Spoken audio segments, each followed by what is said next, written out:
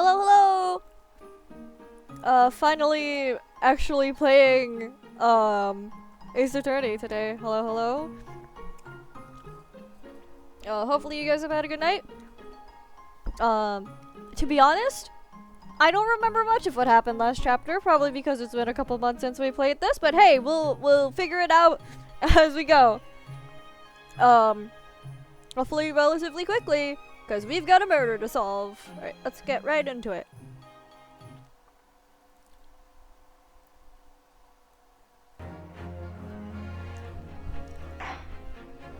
Yeah, I can't also play this with a controller. Let's continue. Yep. Oh right, we were defending Natsume Soseki. Kokoro is a good book, and I would. Oh right, this sleepy dude has like an attractive wife.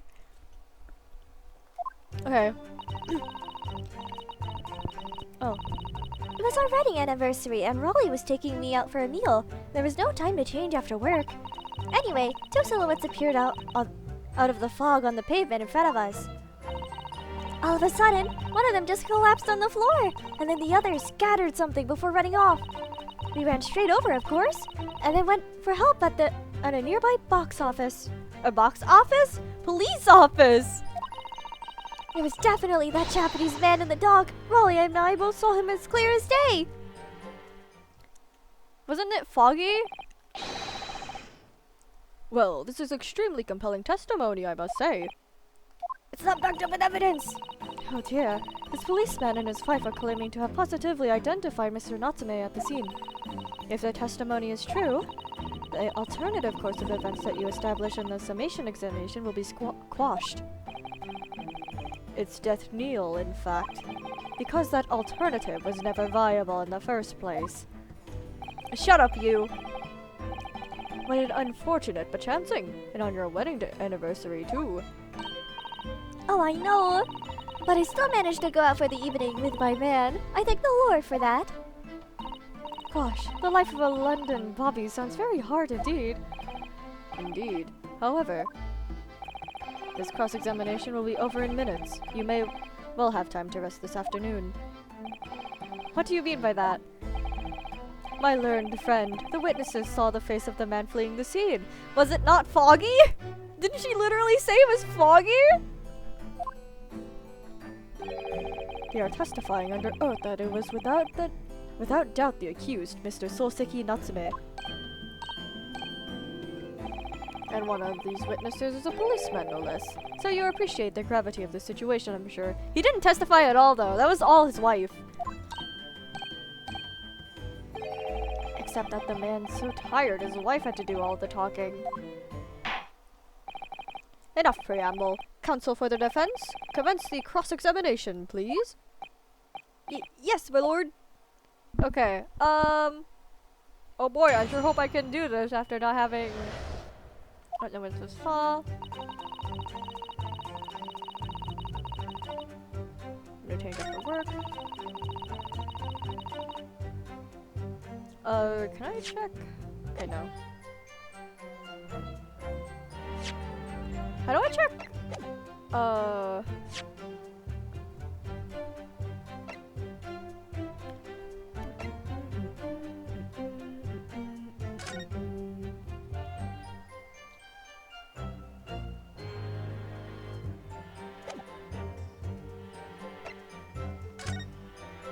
No, then.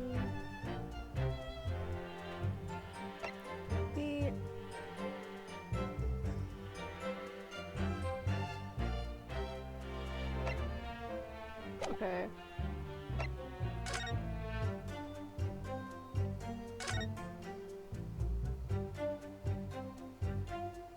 There's no blood on this thing. And it's chipped at the end. Just at the tip. So his blade appears to be missing. Left the victim, do you? Oh dear, I hope not. Anything else?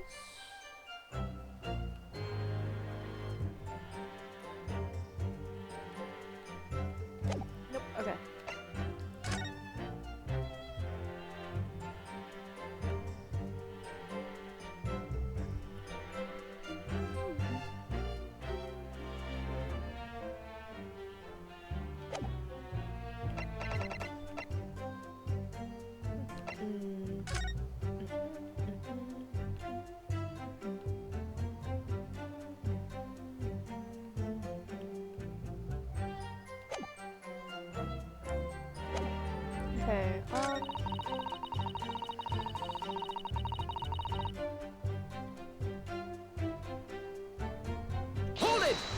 let's press this one. Scattered something, scattered something? What do you mean by that? Oh, well, I couldn't quite make out what it was at the time. But then when we got closer, we realized what it was. Didn't we, darling? Oh, he EP. What? Oh, yes, that's right. It was some old books. I see. Old books. Yes, sir! The culprit had dropped a number of them, all around where the victim laid on the pavement. Indeed. As clearly pictured in this photographic print. That rotten Japanese man did that when he did the deed. Alright, here. Let's not forget that it remains to be established that the defendant was indeed the attacker. But we saw him. It was the man in the dock without question, saw? The mustache, the hunchback, the cat-like eyes, the taut mouth, the stump nose. Everything. Any more insults you want to throw in? That's right. He looked down at that poor defenseless woman with those terrifying intense eyes. And then suddenly threw his books on the pavement and ran away. I see. This is tough. See, they seem as though they're telling the truth here. May I remind the court that this unambiguous testimony comes from a policeman and his wife. Okay. Just because it's a police guy doesn't mean it's completely correct here. It's his attorney. Now please, continue. Yes, sir! Back down he goes.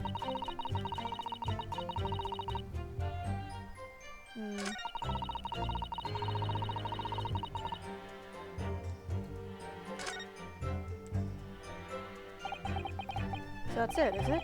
That's their entire testimony? What do you think, Mr. Naruhodo? Well, I hate to admit it, but on hearing the testimony, it really does seem as though Mr. and Miss Beat saw what they saw. Mr. Natsume running away from the scene on Briar Road that day. Yes, I feel the same.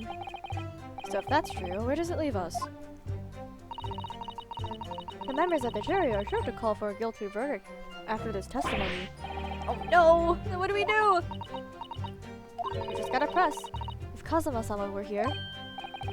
What are you trying to say? I think he would try to find a contradiction somewhere within their testimony. I know! I don't know where it is though! What do you mean somewhere else? Your statement of seeing Mr. Natsume is unequivocal. Calling that into question won't help. But if you could identify some other part of their testimony which appears to contradict the facts, you might be able to discredit them, or make the jury doubt if their pair's memory of the day is accurate. Okay. But simply, we must focus on finding a discrepancy in these statements somewhere. If we don't, I'm afraid the trial may reach an early and unfavorable conclusion. Why do I always seem to be so up against it? Alright.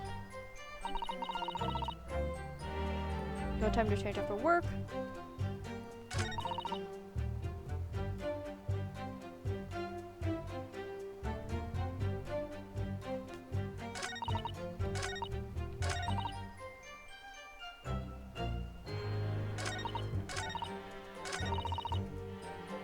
Hold it!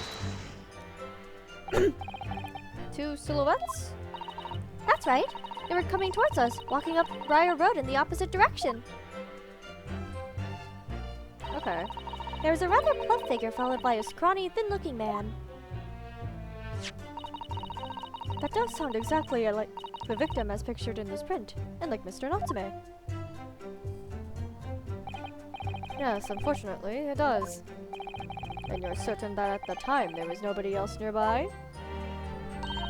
Oh yes, quite certain. It was dark, but there are streetlights on Briar Road, you see. There was nobody else around at all. Isn't that right, my darling? Wake up, buddy. We need you. What? Ah, yes, that's right. Of course. There was a fog on the ground. Briar Road is dead straight, and you can see a fairly long way down the pavement. And then there's the street lighting as well. I didn't see any other pedestrians. Oh, down he goes. Before sleep takes a firm hold. Your answer, please, Mr. Beat. Are you quite sure of what you've just said? Yes, sir! As a copper who spends all day every day keeping watch on the streets, I swear to it, sir! Oh, his wife. I'm sure as my love for Patricia is true! Oh, pet. Oh, Raleigh. Oh, this is cute. I'm still maintaining there was no one else around other than the victim and the attacker. It's starting to seem like that must be how it really happened. It's beginning to seem like there's nowhere to run. Well, that didn't stop Mr. Natsume, did it? He flipped the scene all too convincingly. Thank you. I believe we have a reasonably clear idea of the situation just before the incident now. What happened in the crucial moment that followed? Okay,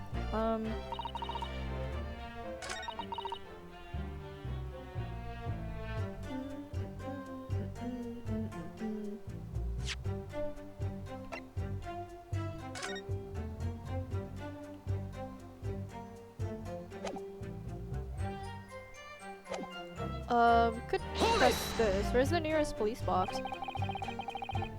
Was it your husband who went to fetch help? No, I went. I may not be a police officer myself, but I am the proud wife of one after all. Isn't that right, my darling? Oh. What? Oh, yes, that's right. I asked Miss Beat to go. I was off duty by that point. But a Bobby's never truly off duty, of course, so I felt obligated to stay and guard the scene. Very laudable, Mr. Beat. Preserving the scene of a crime is a task of considerable importance. That's why I sent Patricia, you see. I told her where to find the right police box. Forgive my ignorance, but what do you mean exactly by the right police box? Depends on a crime's location, you see, as to who deals with it. Where the woman was stabbed wasn't actually on my beat. So I told Patricia the way to the police box where the beat the incident fell under so she could go and report it. I ran there as quickly as I could and asked for help from the Bobby on duty. There's nothing more potent than a young couple in love working together, you know? Where was it? Can you point it out? And thanks to your swift response, the case was quickly resolved. The actions of two model citizens. Oh, please. You're making us blush. Isn't he, darling?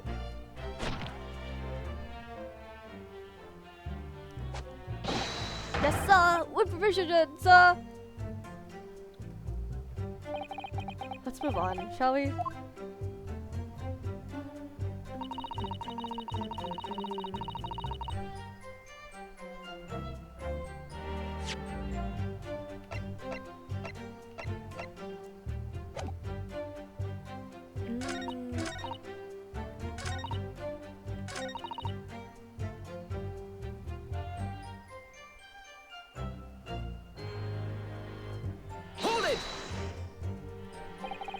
No time to change after work, you say?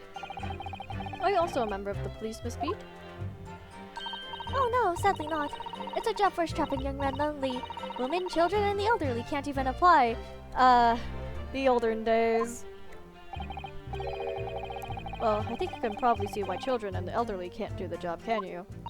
I think Rolly looks ever so handsome in his uniform. It suits you down the ground, doesn't it, darling?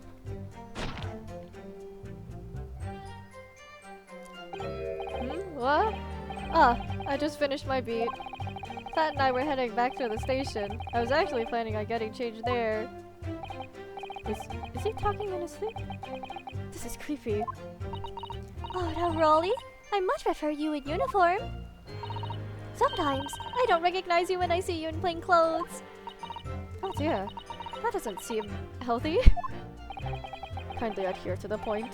You were going for a meal after you had finished your beat for the day, correct?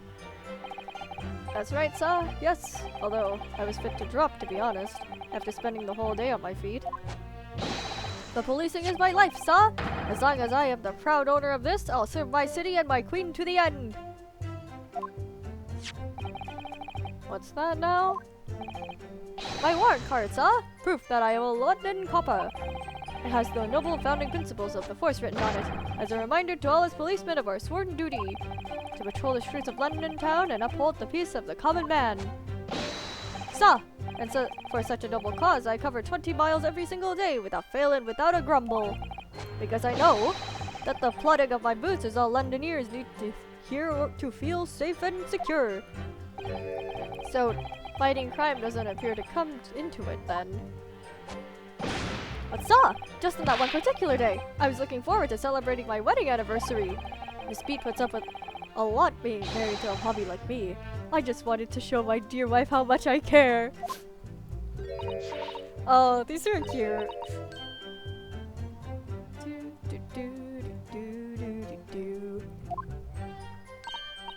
Oh, what a charming couple! Their young love is such a joy to behold. If a little over the top, perhaps? And then, kindly describe what happened next. I can't think of anything.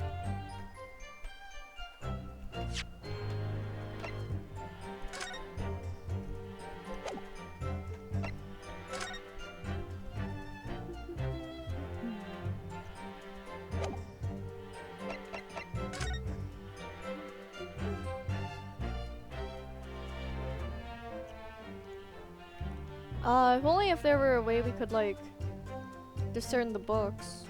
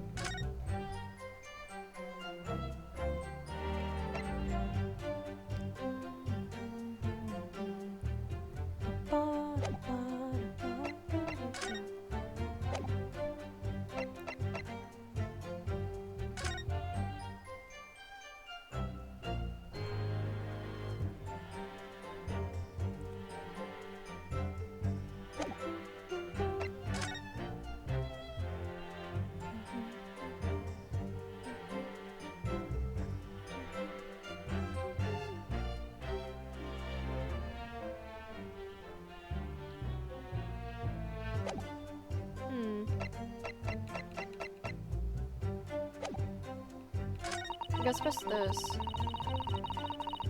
Hold it!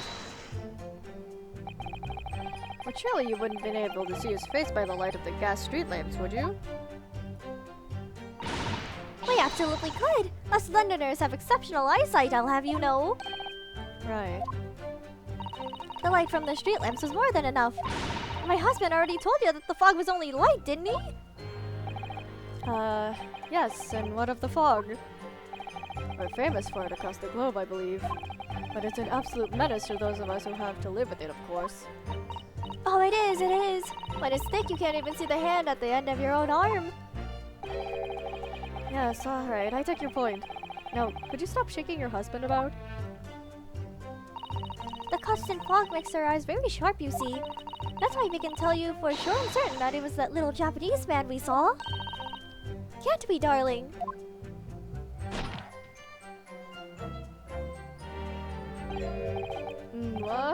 What? Yes, it was the accused, and no mistake. The mustache, the hunchback, the cat-like eyes, the taut mouth, the stub nose. Unmistakable, sir! As far as this couple's testimony is concerned, there can't be any question. It was Soseki-san they saw running away from the scene of the crime.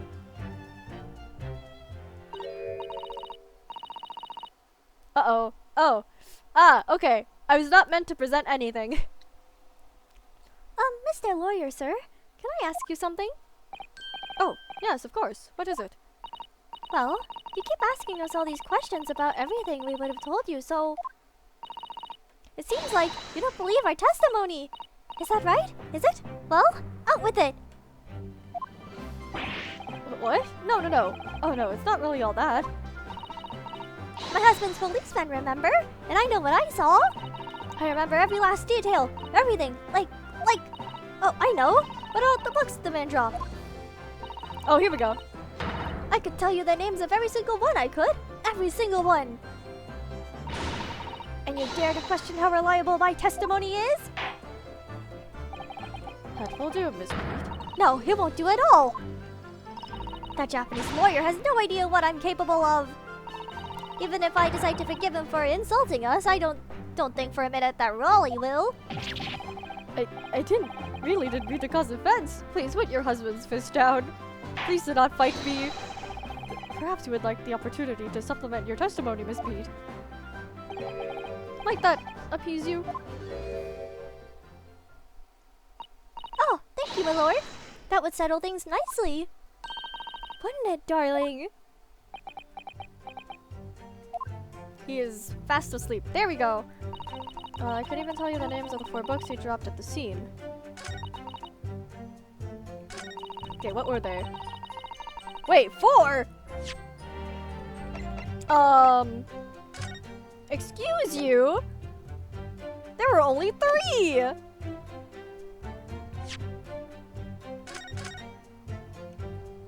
I'm gonna save first of all, though.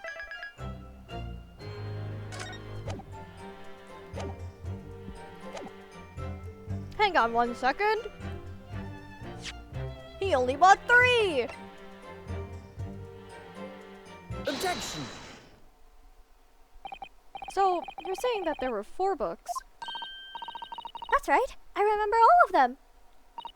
The picture of the monster somebody. What's it, yearnings? A meal for someone? And the Thingami something. I'm sorry, Miss Beat. But there is a fundamental flaw in that statement of yours. Oh no. What flaw? Simply that, at the scene of the crime, there were only 3 books, not 4! What? This is the receipt from the books shop where the defendant bought his books. Your books? Yes, and it details Mr. Natsume's purchases that day. But as you can see, only 3 books are listed. Only 3? But no, that can't be. I remember seeing them. There were 4 books, I tell you. 4 dirty old books. Oh, really? Have a good look at this photographic print of the scene of the crime. Yeah, there's only 3. As you can see clearly from this evidence as well, there were only 3 books. I'm getting a phone call.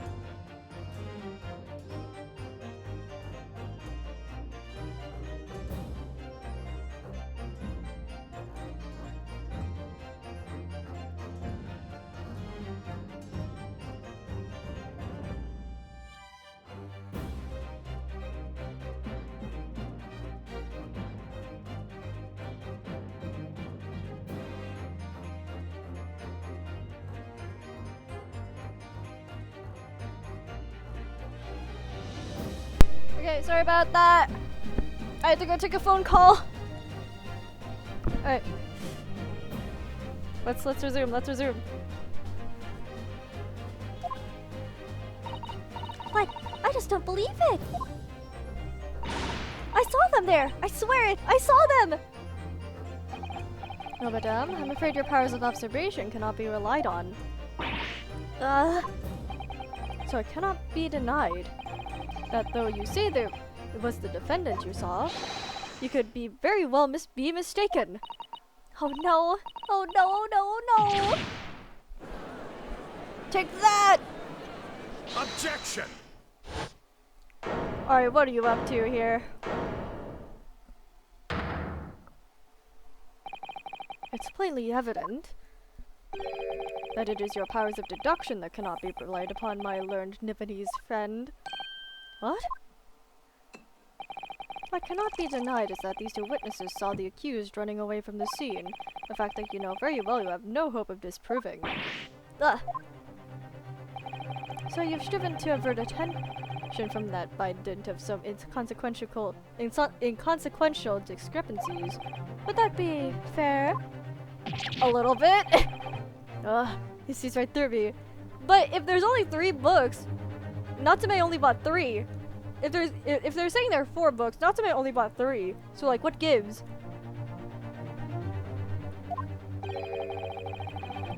But your plan has somewhat recoiled against you. What are you talking about? It's quite simple. Let it be explained with a toast. To the policeman's wife and her entirely accurate testimony in every respect. Oh. You see, the matter is not up for debate. At the scene on Briar Road, a total of 4 books were most definitely found.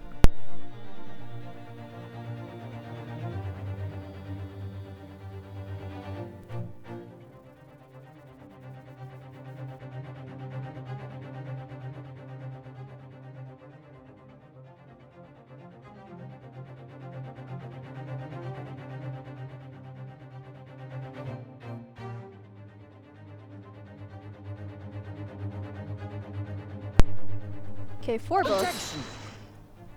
Objection! What? Well, what about the photographic print? It only shows 3 books. Quite right. Only 3 can be seen in that print. But you can't deny that Natsume only bought 3. That print? You mean to say... Oh, okay. Cause a fire hazard, why don't you? Allow me to present another. One that shows the victim's hand. Why didn't you give me this at the start? I don't believe it. The Lion's Pride? It's the 4th book. As you will observe, the 4th book was hidden from view in the original print by the victim's torso. Wait, that book was burnt though. Didn't one of the people we talked to cause a fire in their house? No. No! Come on, Ryunosuke! I'm like 1 step ahead of you! Order! Order! There, you see? You see? Look at that! Look, look, look! Yes? It's just like I said! Isn't it, my darling? Yes, sir! Patricia's always right, sir! Let us study the receipt for the books purchased by the accused on the day in question. Miss Beat, the titles once again, if you please. Oh yes, of course. The picture of Monsieur somebody or other? Let me see the court record.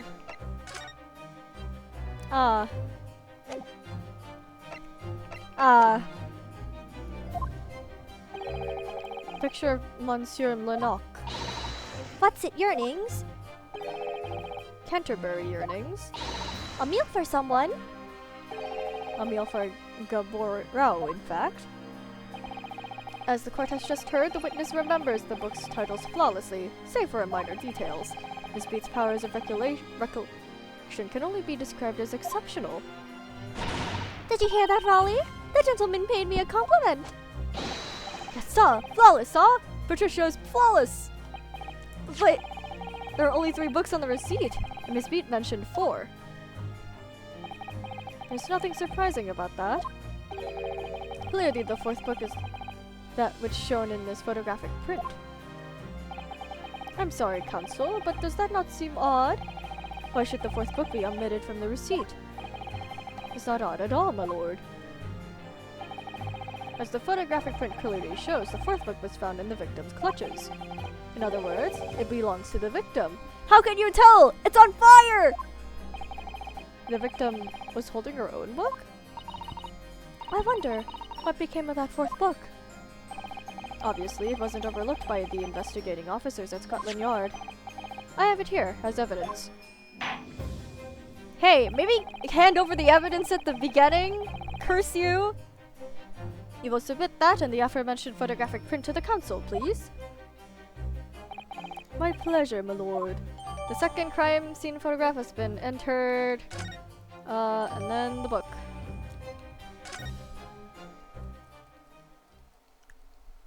Let me at him! Let me at him!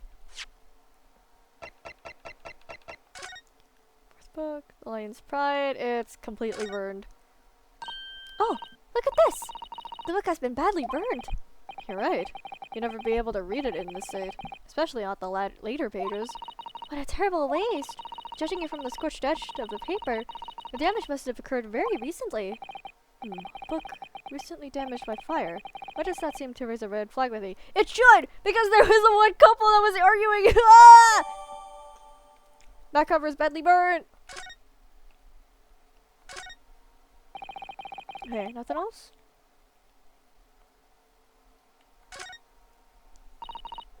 Let me see. It's a book entitled The Lion's Pride. I'm afraid I don't know any English literature at all, so it wouldn't seem be something I've heard. Wait a minute!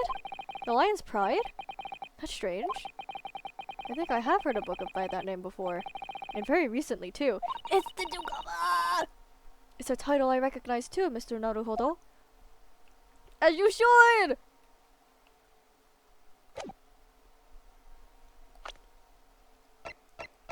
Where is it? Yeah, it was Joanne and John. Oh yeah, these two are pretty young.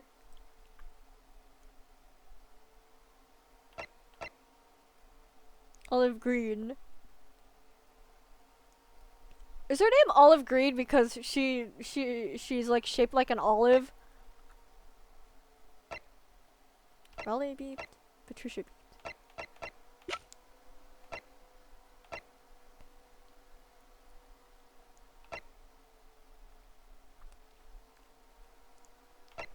Wait, yeah, she's in the jury!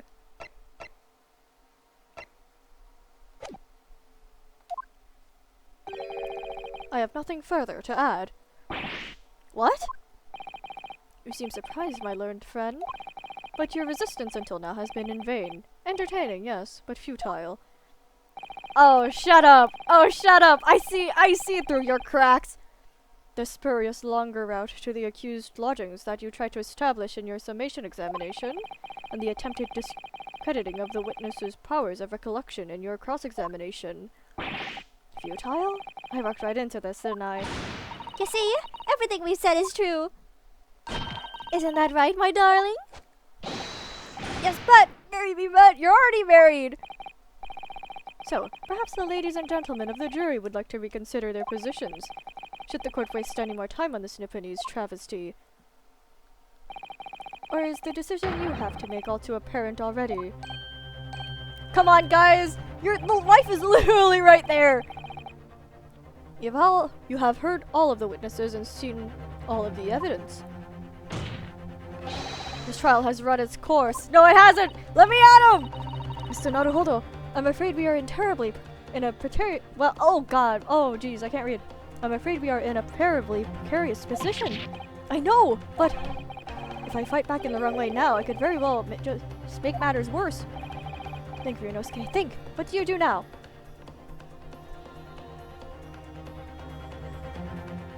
I would like to raise an objection. I would like to say first and then raise an objection.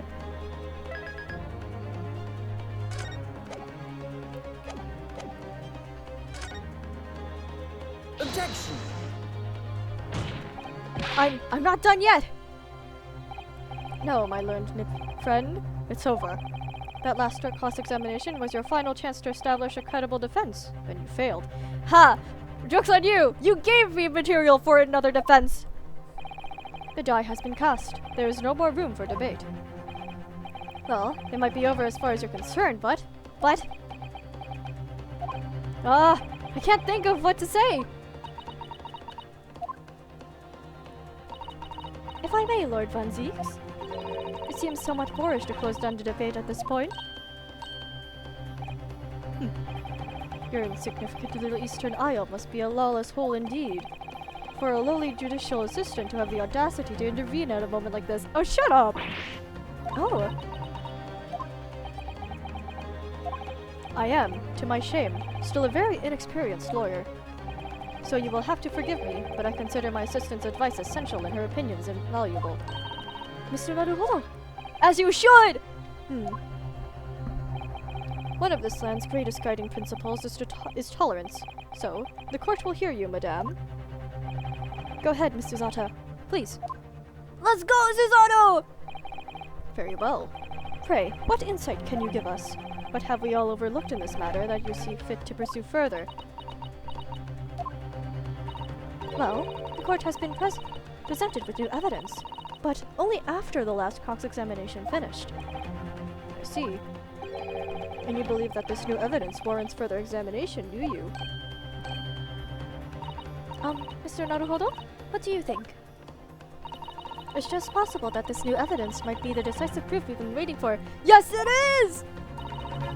The judge is sure to ask the members of the jury to announce their learnings in a moment. And of course, he's sure to ask you to explain what the crucial piece of evidence is and why. So we must take this opportunity to examine the newly presented evidence as thoroughly as possible, which I already did! Don't worry! Yes, I understand. And thank you, Mr. Zato. This is it. Mr. Zato-san has managed to win us one last chance here. I can't let it go to waste!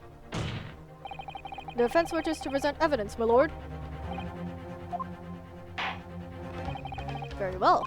Your defense may present one further piece of evidence.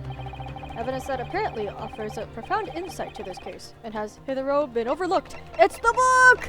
I am presenting this! The evidence in question is what we can see here from the newly presented photographic print of the crime scene. The fourth book, found in the victim's hand. Objection! Shut up! Let me speak!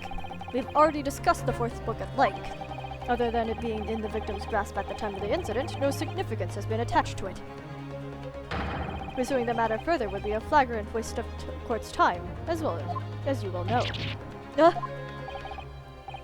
Yes, I'm afraid, counsel, I must concur with the prosecution on this matter. When I afforded you this opportunity, you led the court to believe that the evidence in question contained a hitherto undiscovered clue. I just did! So I must insist that you elaborate, counsel. You will identify this clue at once. Do I make myself clear? Oh, yes, my lord. It's, Mr. Naruhodo. I believe the prosecution is trying to avoid a thorough examination of the evidence, which means you may very well be on the right track. I already observed it! Yes, I think you might be right. So, counsel, precisely where is the vital clue to this case, which this fourth book conceals? It's the back! It's burned! Oops, that's not what I wanted. Let me out! Let me out!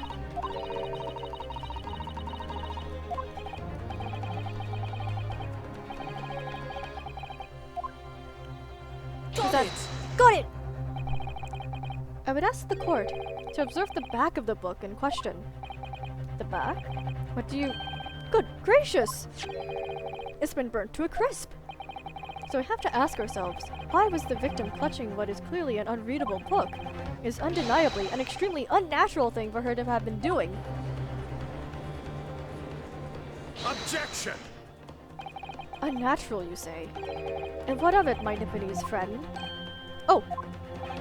Were I to concede the point, if it bears no relation to the case, there is nothing to discuss. So, should you wish to assert that this fire damage is some veiled clue as to what happened that day, pray, do enlighten us all. What truth does this charred book hide? A charred book? There's just one possibility here, which I can't quite bring myself to rule out. It's an outside chance, certainly, but worth a try. Alright, I'll explain my theory. Don't keep us waiting any longer then, Council. Explain this theory of yours. What are you suggesting that you can ascertain from the fire damage this sorry tome has suffered? Its owner.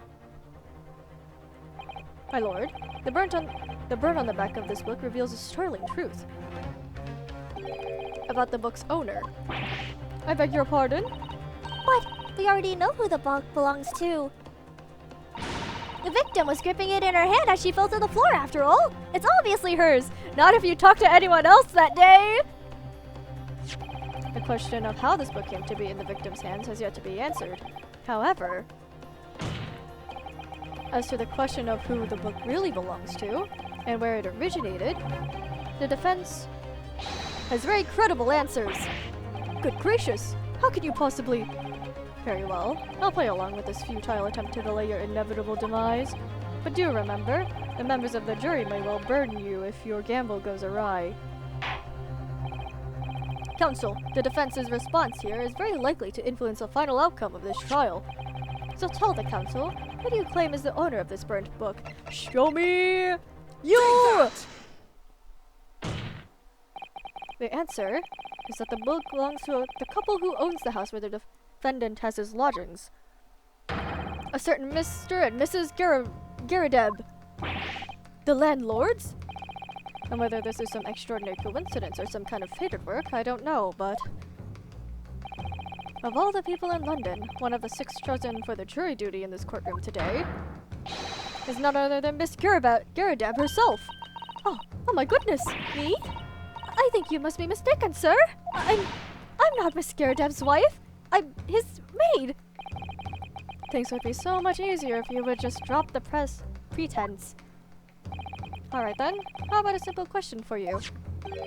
Have you ever seen this book in Mr. Garadeb's house? I would never presume to know all of the books he keeps, sir. Objection! This is outlandish behavior. This woman is the accused landlady, you say? You implicate this hardworking member of the public.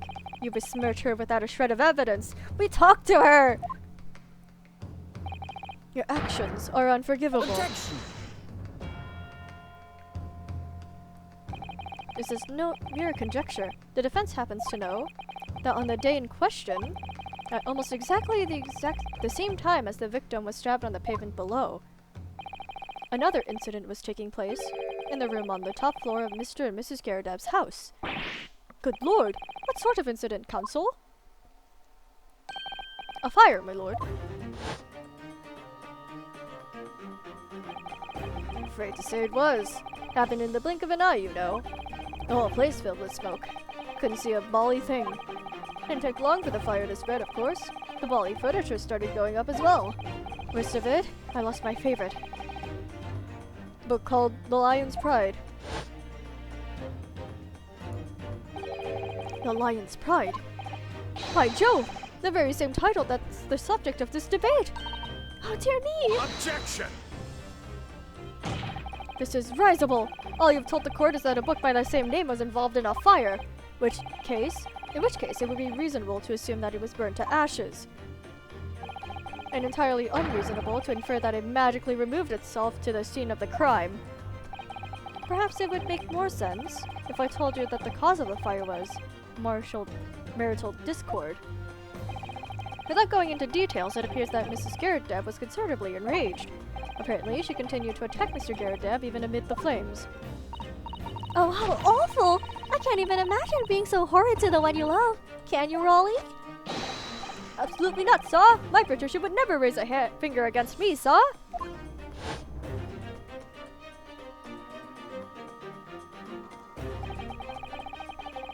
Had all my favorite old novels in that case.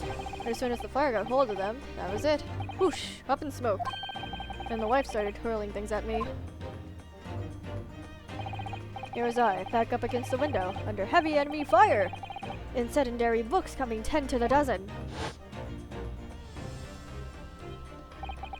The man had his back up against a window, and he had burning books thrown at him. Goodness gracious! Are you suggesting... that the book was thrown through a window and landed coincidentally at the scene of the crime. Objection! Yes, that is what we are insinuating. In fact, there's things to prove this.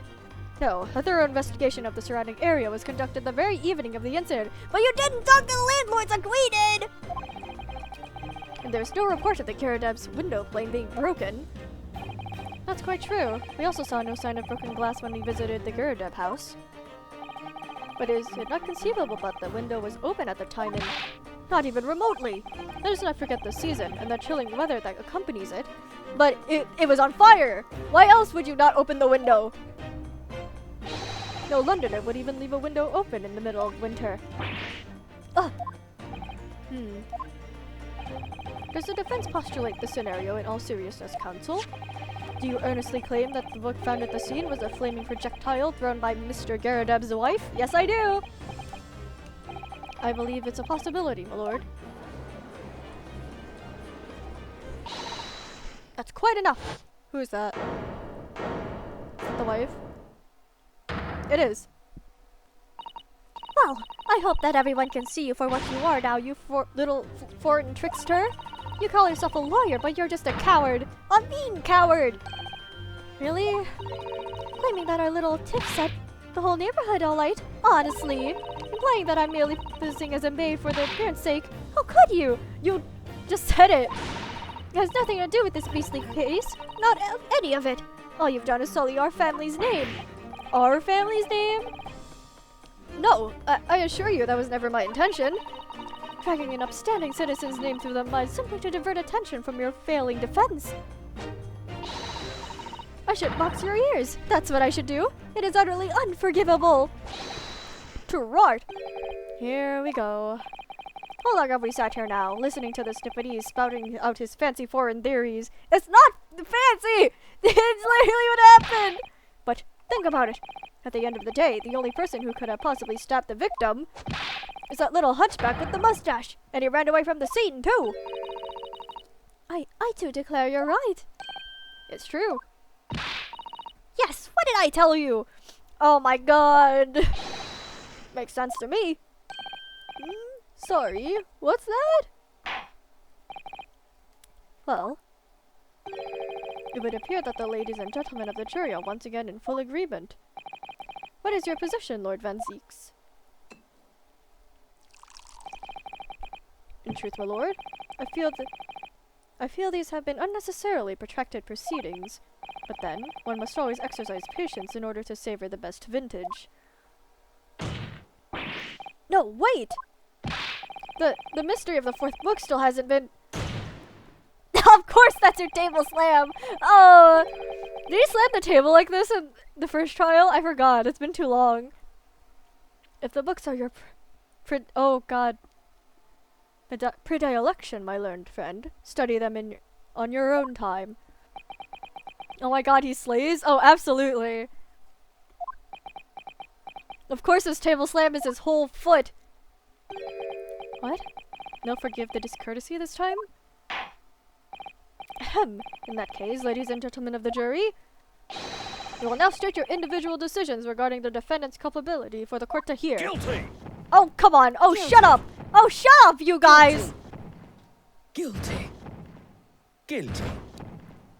Guilty! Hello? You weren't even listening in! Hang on, let me challenge this. Let me at him! Let me at him! Thank you for that unambiguous response. That's twice now. It's over. Mr. Naruhodo, don't give up! Mr. Zato, have you forgotten?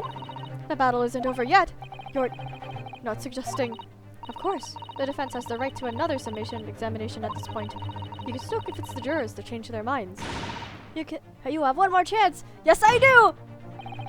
My lord, defense asks to exercise its right to a summation examination.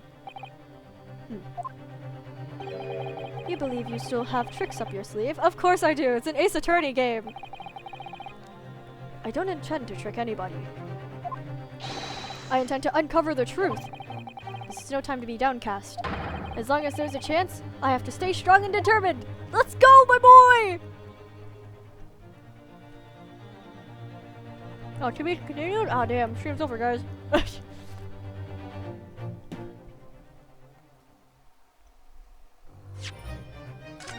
Yes, I would like to save. Thank you very much.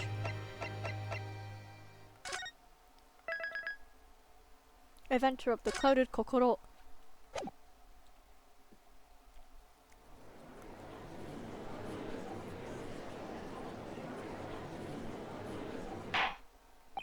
Alright, let me at him! Let me fisticuff some!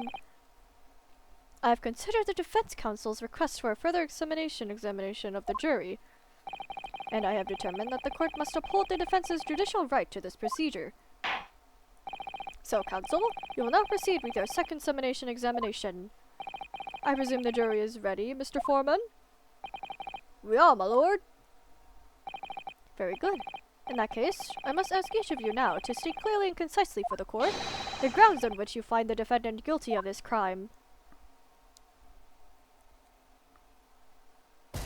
Judicial findings. Juror's contentions. The accused left behind evidence at the scene, didn't he? Those 3 books of his. If there was some novel and alternative explanation about how the victim was stabbed, I might reconsider. Even if the woman was throwing books, it can't be related to this crime if the window was closed, can it? Dearie me, it was only a little book. Hardly life-threatening, even with a direct hit. Did she throw a knife out the window too? Look, I just want to get this over with. If I don't bring home some pay tonight, I'll be in a tiny bit of trouble.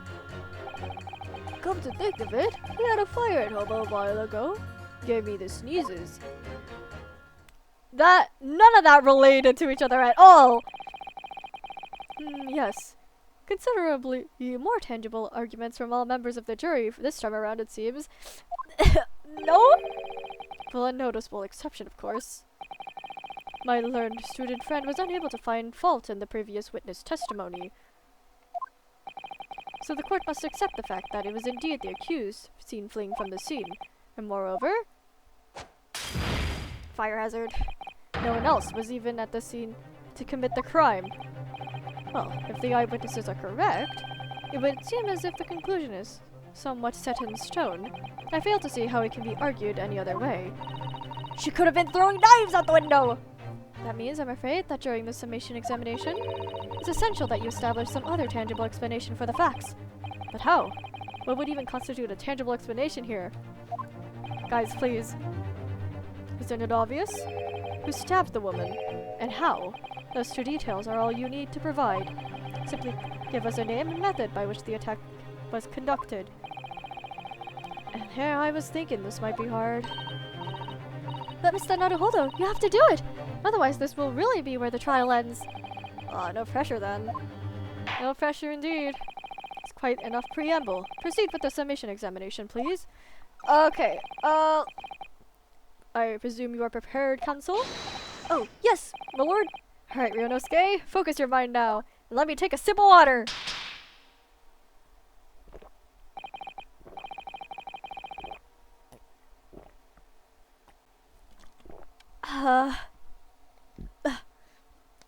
Oh, excuse me.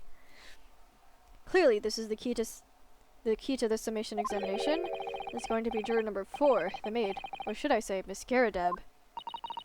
We have a book that disappeared from the Garadeb's house on the evening of the incident, and the 4th book found in the victim's hand.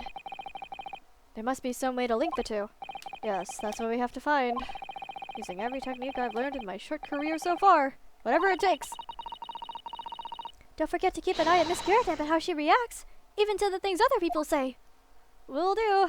Gotta press. Oh, I thought that said lung examination. Defense's rebuttal.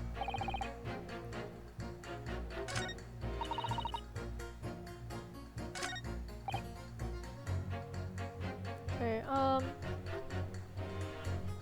didn't he? Those 3 books of his. It is a novel explanation of how the book was stabbed that I can consider.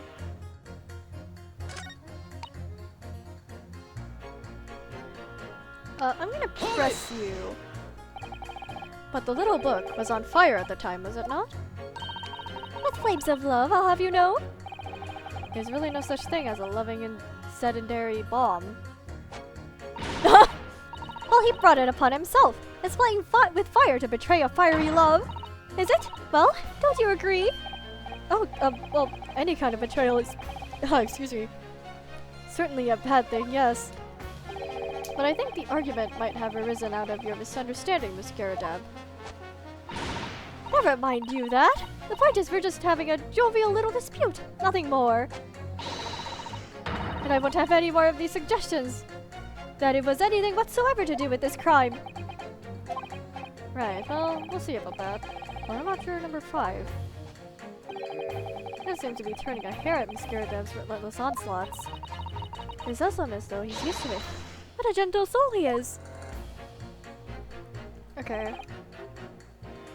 Hold it! Hold it! You just want to get this over with? How can you sit there and say something like that? A man's future is at stake here. Well, him and me both, like I said before. What? Told you already. I'm a day laborer, ain't I? If I don't bring home some readies with me tonight, you'll find me floating face down in the Thames tomorrow morning. What? You heard me. My missus isn't one to mess about, you know. She can be fierce, you believe me. Another shining example of marital bliss, then. Situation like this cropped up the other day. It was, well, you know, it's funny, but I can't quite remember. Huh? Sorry? It was too frightening. That's the thing. Must have blocked it out. Helpful. I wonder if Miss Beat will ever be dragged into the Thames by his scarf. Don't even go there, Mrs. Otto. There must be some way to jog his memory about this. Okay. Think of it. And fire. Okay. Hold it! Hold it! Does that have anything to do with your decision about the defendant's culpability in this case? Sorry? What was that? You'll have to speak up, lad. Could you tell us more about that fire? It was last winter. My grandchildren baked me a lovely cake on my birthday. It had 75 candles on the top, it did. What a sight to behold it was. You put candles on a cake? Was it some kind of devil worship? Well, yeah, he's not from here. Of course not. It was an angel cake. To celebrate my birthday, obviously. Seems that's a common custom here in Great Britain, Mr. Naruhodo. Anyway, I mustered all my puff to blow them out. Only must have blown wrong somehow. The flames didn't go out, but the candles went flying all over the room. The furniture caught and everything went up. The whole place filled with smoke. Definitely sounds like devil worship to me. And by the sneezers, I presume you mean a cold. Well, how did you catch a cold from a fire? No, they were coughing from the smoke!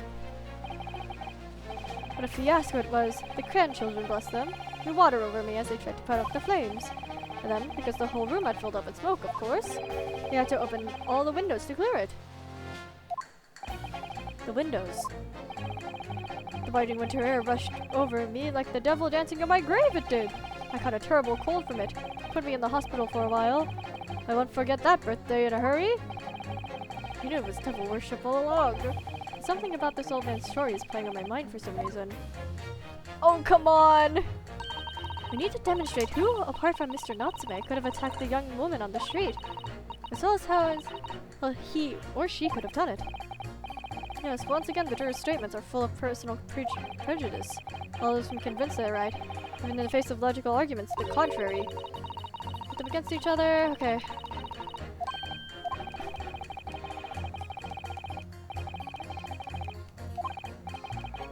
Can do. If anything stands out, I'll go in for a strike. Spirit. Okay, I think we have to go for.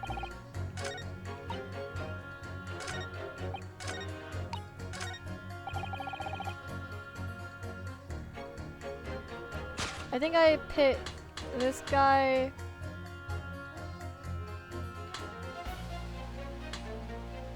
Yeah, I pit this guy with the old guy. Here we go. These two jurors' statements clearly contradict one another. They do? How exactly, counsel? Don't point at me again! I told you it wasn't me! What's that you say? Speak up, lad. Speak up. Juror number 3. Do you see? Oh, me? See what, sir? Did you hear what juror number 6 account of his birthday celebrations last year? It seems, despite being a Londoner, he wants to open his windows in the middle of winter. Well, yes, of course, because it was an emergency. I mean, obviously, if the room was filled with smoke from a fire, then you'd be mad not to open the... You see? Oh! Exactly. On the day in question, at the time of the incident, there was a fire in the Garadeb household. Mr. Garadeb had the following to say about it.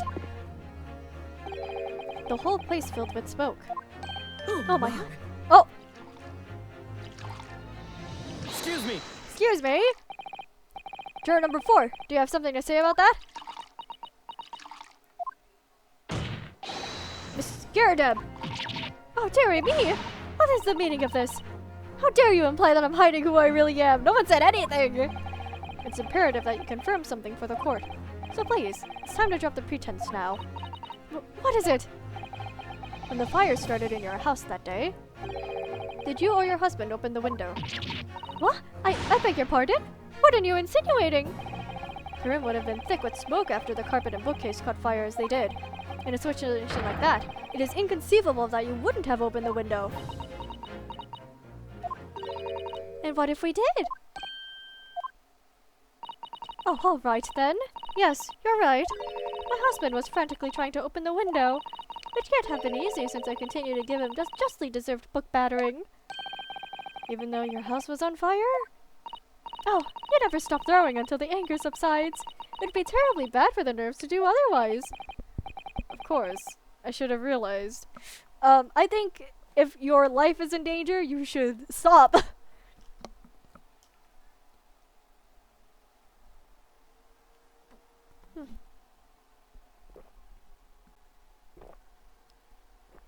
Whew, my throat is struggling, to say the least.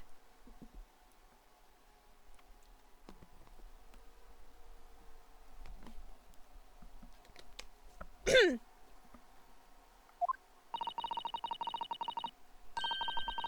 is a significant step forward, Mr. Naruhodo. You've managed to establish that the window is open. We simply must have that edit to Miss Garadeb's formal statement. Alright.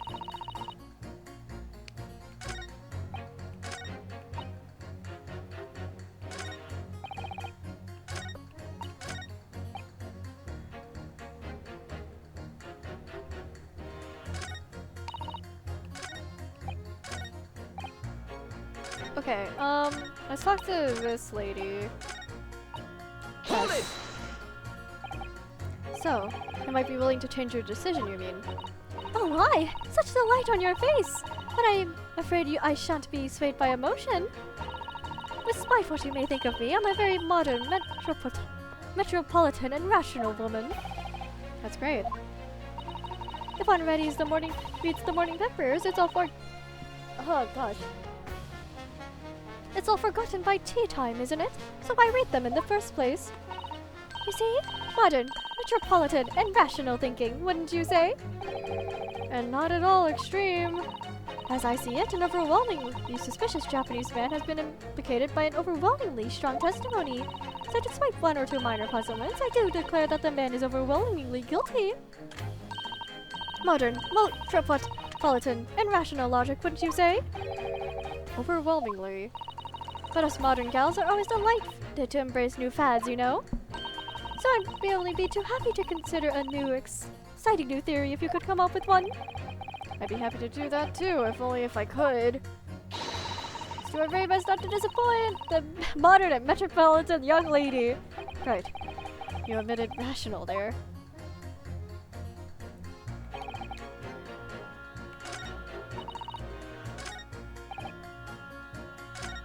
Maybe this one and this one? I'm gonna save. I have a feeling.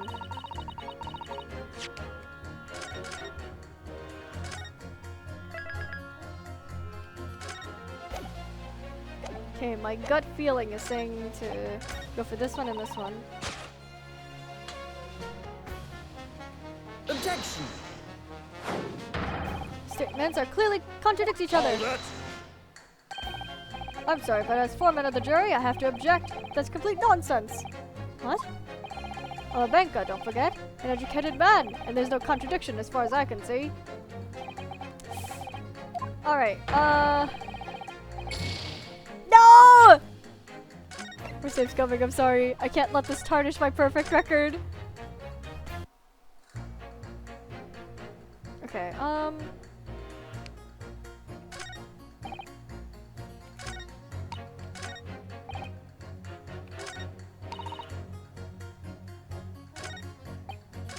Must be 2 other people then. Hold it! Hold it! But as we know now, there were 4 books, not 3. Well, what difference does it make? There's every possibility that the 4th book, in fact, belonged to the defendant's landlord. Yes, that's the part I have a problem with. Sorry? Well, at the point the woman was stabbed, this landlord fellow was at home, wasn't he? Enjoying a fiery scalp with his wife or something, you said. That's not exactly how I put it, no. Well, anyway, the point is, the fellow and his wife were somewhere else when it happened. I think that's what you call a strong alibi. So it couldn't have been the landlord who did it, which only leaves us the Nipponese fellow. Honestly, I can't see what all this palaver is about. It's a done deal, isn't it? I suppose it is, since I have nothing to pity left to say. Okay.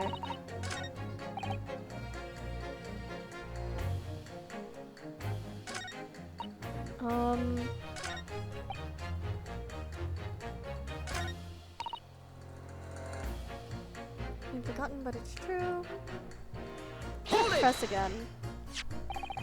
The 4th book found at the scene of a crime shows very obvious signs of fire damage. And the title of the book is The Lion's Pride. The same title, in fact, as the book that Mr. Garrideb told us he had been reading. Well, I really couldn't say. On the day in question, did you or did you not throw at your husband the copy of The Lion's Pride that he had been reading? I did. Oh. It was the first thing I could lay my hands on, so I hurled it straight at him. Now you come to mention it, yes.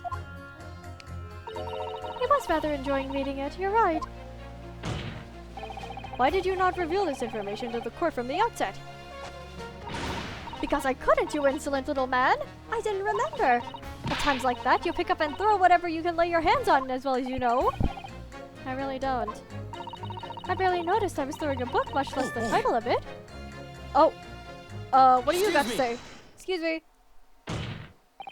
What is it, juror number 5? You know something? I remembered what it was. That memory I blocked out. I was listening to what this granny was saying, brought it all back. Who are you calling a granny, you cheeky devil? I'm Miss Garrideb, or the maid, I'll have you know. Well, she gave up on that. The man doesn't even flinch. Please tell me that's not because he's so used to being hit all the time. I hope not. It was about 2 weeks ago now. I just got back home after work, I put my hand in my pocket for the wages I deserved that day, and I nearly died. It was a hole. Every last penny had dropped out. Oh dear, what a disaster. You haven't heard the half of it, boy. Oh? The wife was cutting up some chicken at the time. Oh, she threw a knife. I could hardly get the words out, but I told her straight. I've lost a day's wages, love. The next thing I knew, the blade was whistling past my ear. Stuck into the wall next to me, it did. About an inch deep. No words, just terror. I could smell it then, you know? That god-awful stench of the Thames. I was sure I was gonna end up face down in the muddy banks that night, I tell you. Now, that's a real disaster, isn't it? I'll never use the word lightly again. Anyway, the point I'm trying to make is this. When women lose their rag, they'll throw anything at you. Knives, hatchets, hammers, you name it. Mr. Naruhodo, you mustn't think that all women are so short-tempered and unrefined. No, I wasn't thinking of that. Throwing household objects at people is, well, it's so uncivilized. Yeah, instead you throw me. At least attack with honor, using a bow or the like. What? Attack? Where are you going to attack? Never mind. Anyway, this man's words could be rather significant, I think. Alright, we'll come back to the bow and arrow thing later, if I dare. Alright! We got our evidence! You! Objection! Objection! Deep significant connection! Good grief, You mean they don't contradict each other? Explain, counsel, at once! Juror number 2, do you think perhaps that this could be one such novel alternative? Oh my! Whatever do you mean? An alternative explanation as to how the victim was stabbed in the back. What are you talking about? We've demonstrated that the fourth book, The Lion's Pride, that was found at the scene of the crime, originated in Mr. Garadev's room on the top floor of his house. Therefore, it's equally possible that some other object besides the book could have found its way from the Garadev's household to the street below. What's that now? After all, Miss Garadev could have thrown any number of different objects at her husband. Isn't that right, juror number 4?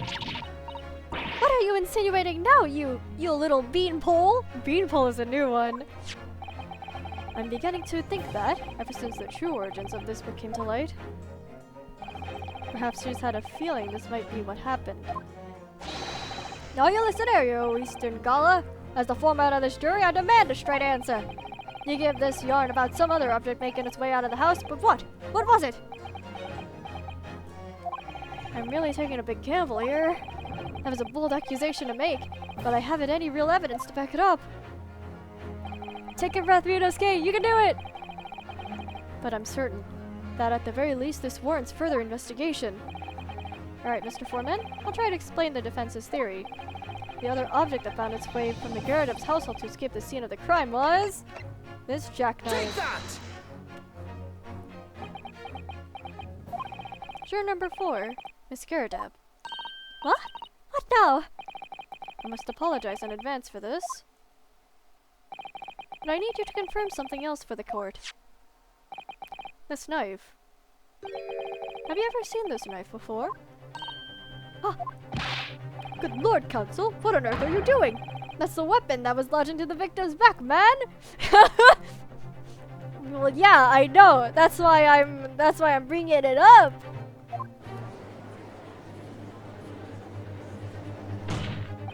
My lord, remember that when the victim was attacked, Mr. and Mrs. Garadev were in the throes of an argument. Miss Garadev was hurling anything she could at her husband, who had been backed up against a window that had been opened to clear the smoke, and through which a book had sailed to land at the crime scene. You can't seriously believe that. The book was found in the victim's grasp. Are you saying that it flew out of the window and across the street to land neatly in her hand? Huh, even my missus hasn't got aim like that. Yes, I admit, there are many details we don't understand. Guys, you buffoons! It got thrown, she picked it up, then she got a knife thrown at her. Easy! We must not allow this trial to end. Not right now. Oh my! Ah. Miss Garadev, your answer, please. Have you seen this knife before or not?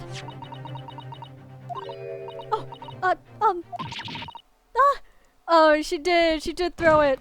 Thud.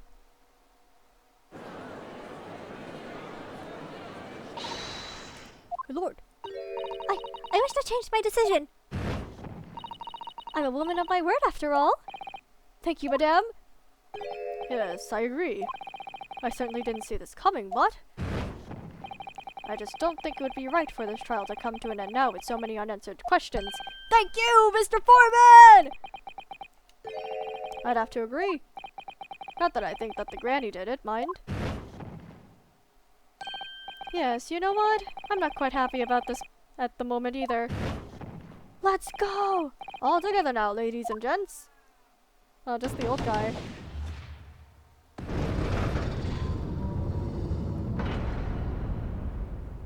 Let's go! We did it! Oh, congratulations, Mr. Naruhodo! Doo-doo! Oh, I'm out of water. That's not good.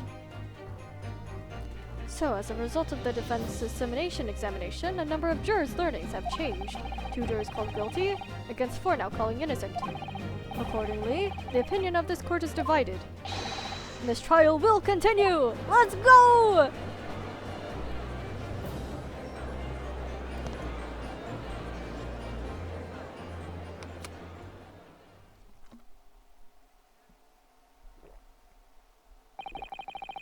Now then, Lord Van Zeeks, how does the prosecution wish to proceed?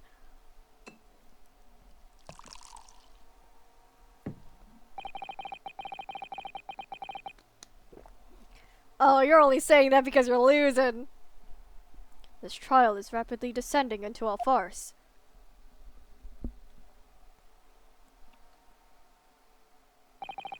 Like a corked wine, the first few sips are bitter enough. While what follows is so repugnant, it's good for nothing to save the gutter. If I may, Lord Van Zieks, the defense has just put forward a credible alternative explanation for what happened. Credible? Is that your considered opinion, Mr. Foreman? The defense's argument is a joke to which I barely know how to respond, but let me start by insisting that you must all familiarize yourselves better with the relative positions of those being discussed. What do you mean by that? What's his angle this time? It should already be more than apparent that between the crime scene and the Garradev household runs a rather wide street, Briar Road. Which means that the distance from the Garradev's house to the scene is some, yes, 15 yards. Let me see, 15 yards? That's around 14 meters. 14 meters? Oh, that's a little farther than I'd imagined. And, as you ladies and gentlemen of the jury rightly noted as having portentous significance, the fourth book was found in the victim's clutches. In other words, the smoldering book, wantonly hurled by the lady of the house, traveled some 15 yards to land on the opposite side of the road, neatly between the collapsed victim's fingers and thumbs. Are you stupid? Obviously the book was thrown, and then she picked it up, and then she got stabbed by another hurled knife. Is that your final conclusion, my learned and deluded friend? And did the jackknife follow a near identical trajectory to plunge in the middle of the victim's back? This fantasy is somewhat stretching the notion of having a bad day for the victim, I think. Even those pathetic serialized detective stories have more believable plots. Oh, you! There's nothing I can say to that. That prosecutor loves the sound of his own voice. Mr. Zato, serialized detective stories are pathetic, aren't they? How dare he? Maybe let's pick our battles here. My lord, might I be allowed to speak? As judicial assistant, you may speak for the defense. Yes, go ahead. The prosecution may consider the idea a fantasy, but what the defense has postulated was believable enough to persuade the jury to change its learning. As such, the court has a duty to explore this alternative explanation as thoroughly as possible. Thank you, Susato! To that end,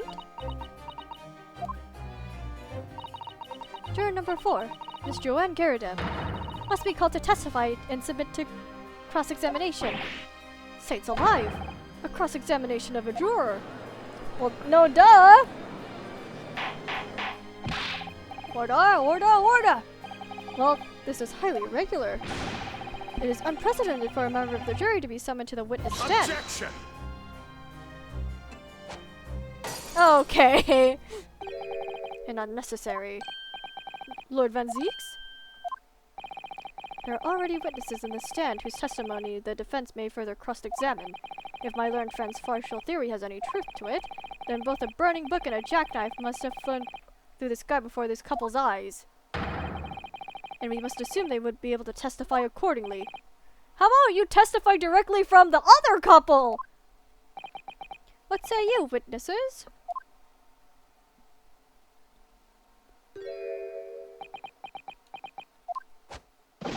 Yes, sir! Constable Roy Beat reporting for duty, sir!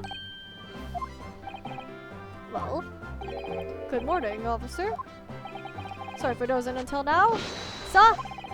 I haven't slept for a month and I got of a villain who's appeared at my beat, sir! Oh, they're so heroic, these London bobbies. Patricia, my darling, I've been neglecting you, but no more. Oh, Raleigh, my hero! You make me swoon! Very well. I hereby reject the defense's request. Oh. And order the witnesses in the stand to testify again.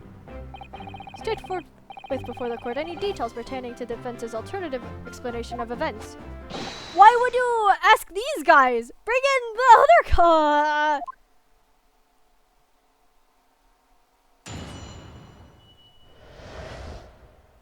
report? This case has nothing to do with Mr. and Mrs. Gerda. Believe me, a London Bobby is good for his word.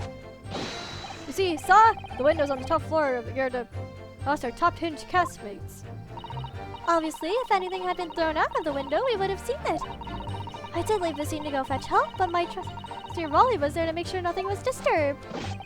I didn't take my eye off the crime scene for one moment, saw? Nothing strange to report on that front, saw? That's because...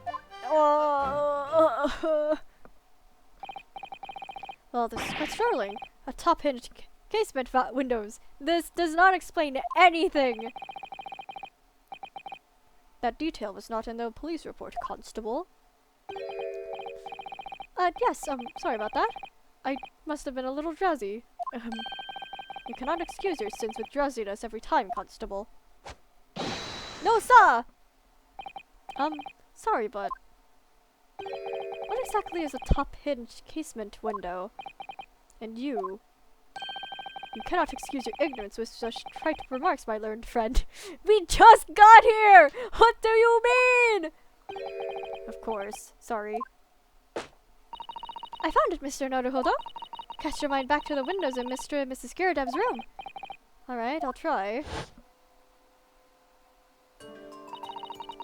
So the window opens in order to allow air to circulate inside the house. Oh, like that? But as it's a top-hinged casement window, it swings open along the upper edge, you see? I'm glad you've certified your ignorance. A casement's window, most prominent feature, is its stay. A metal bar which prevents the window from being opened beyond a certain amount. It prevents it opening? This is all news to me. Absolutely correct, sir. In other words, if a book or knife were to have been thrown through the open window, it'd have to be through there. It would have clattered against the pane and fallen straight down to the pavement below. No. You see the problem then? Good.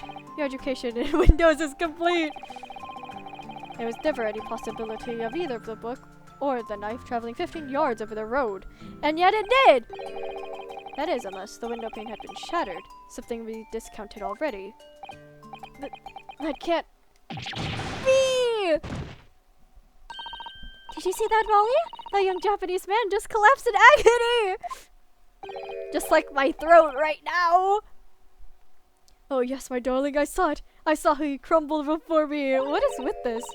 Oh, Raleigh, you're so strong! How's this happening? I haven't even started the cross-examination yet, and already my argument's been destroyed. Counsel, if you could drag yourself upright again. The court awaits your cross-examination. It's not over yet! Gotta go! My lord. Oh good, another desperate situation. Okay, cross-examination! Cross-examination. Okay, one moment please. I must refresh my vocal cords. They are completely dying.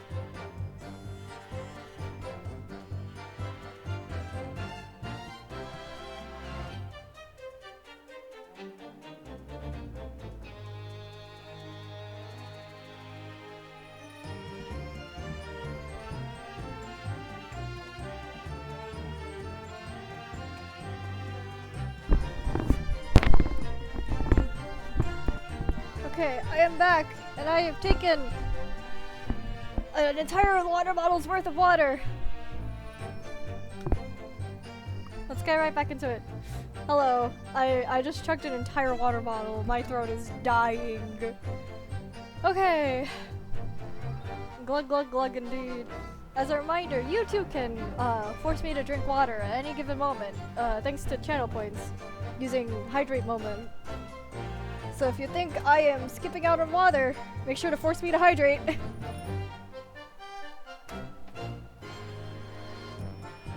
Alright, let's get right back into it.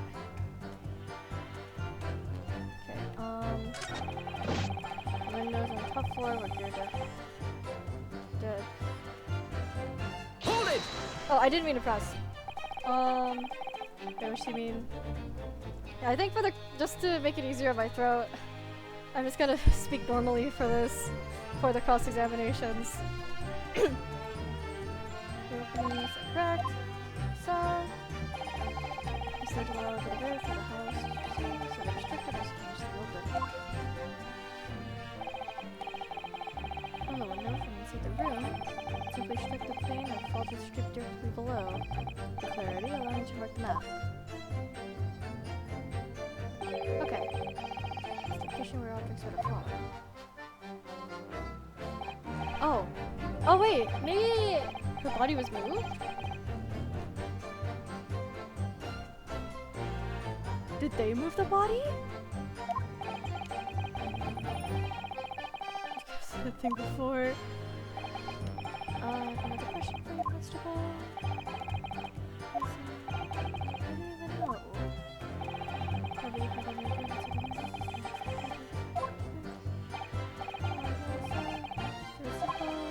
See, I helped with the investigation yesterday. Oh, you have something to say about that. Excuse me. Do you have something to add, Miss Beat? Sorry? You look, well, delighted. Is there some particular reason for that? Oh, I was just remembering. That's all. We really were so lucky. Lucky? What do you mean? Well, of course I'd feel terrible for the poor woman who was attacked. Don't misunderstand me, please. But we were just so lucky it didn't happen on Raleigh's beat. It was so close, you see. Oh, I hadn't realized. Oh yes, that street, Briar Road. That's the boundary between Raleigh's beat and the next one. Isn't that right, my love? Raleigh! Constable Beat! Huh? Oh, yes, that's right. That's the reason I was helping out with interviewing the occupants of the Gyaradev household yesterday. Their house is on my beat, you see, saw? I really was cutting it close then. Constable, I wonder if you could clarify something. If the Gyaradev household is on your beat, does that mean the pit next to it is as well? Outside Mr. Gyardev's house? Yes, ma'am. The pavement on that side of the house is part of my beat. See, I was unaware of that.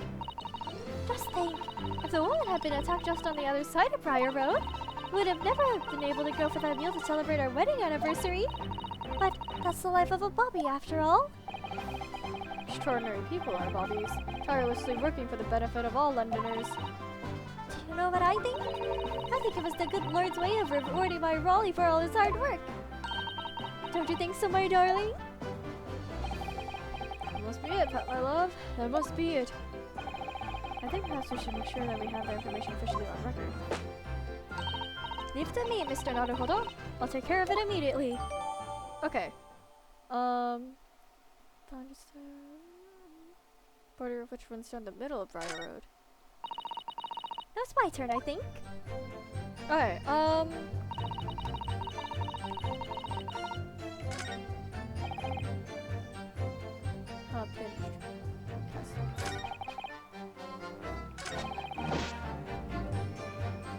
oh, it's in the evidence, okay.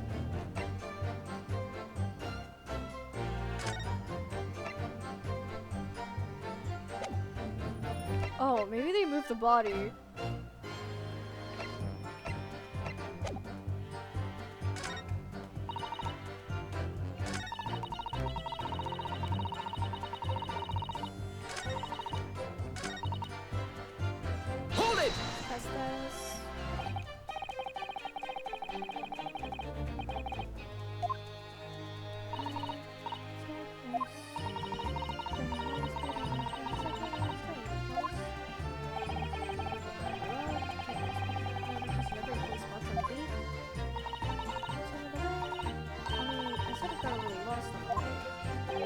Oh, Shimmer darling, that's why I love you. Your terrible sense of direction is bewitching to me! Truly loving someone for their faults.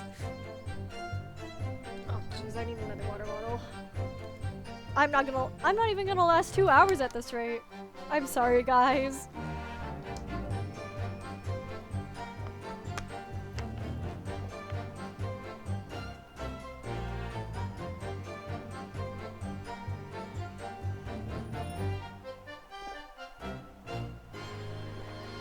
Okay. Let's keep going.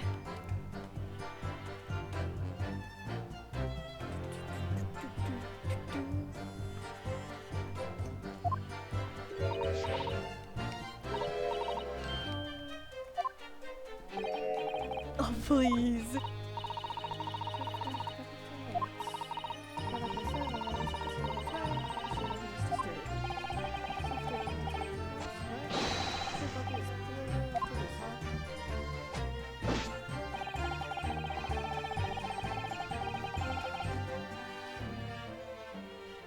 Hold it!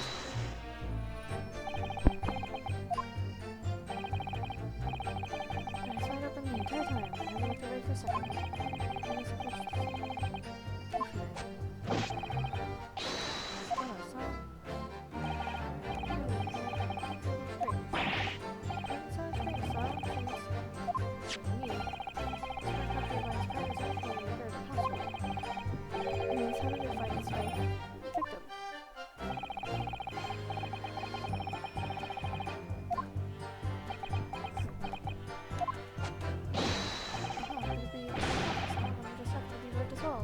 no, I don't think that's the case.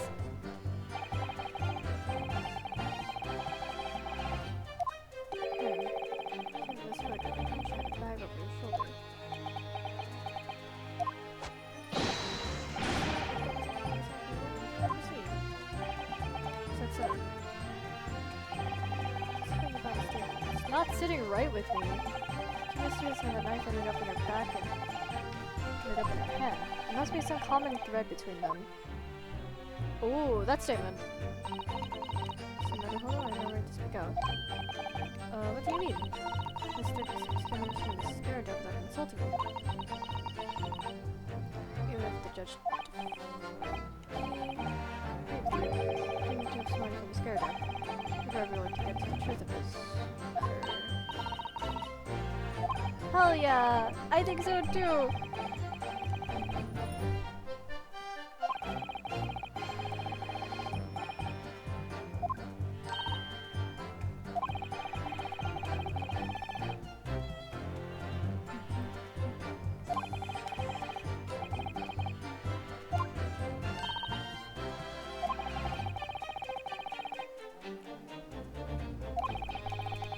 This one or another, I swear. Okay, let's see here. You said it was that last statement. Could I? Oh, whoops! I did not mean to do that.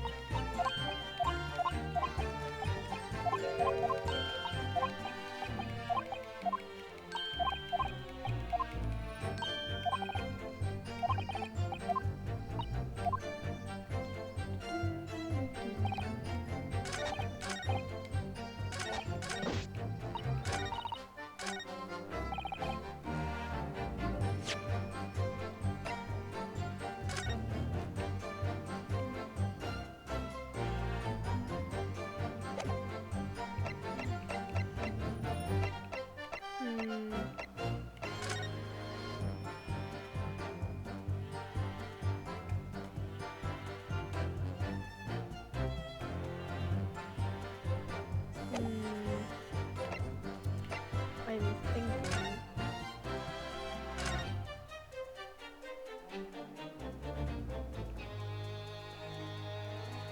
My identifier is for the knife, sadly.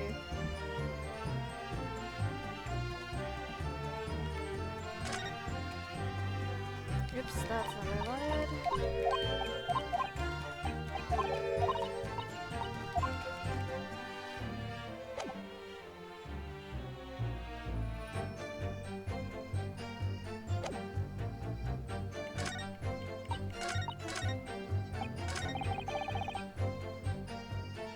Might as well just press the first one if I can't see anything. Is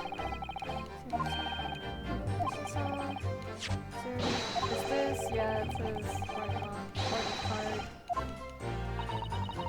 Before, did he? He did, yeah.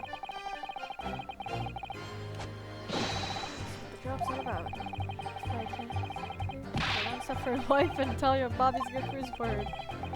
My tired eyes admittedly. Soft. So manly. Oh my god. Oh my darling Patricia.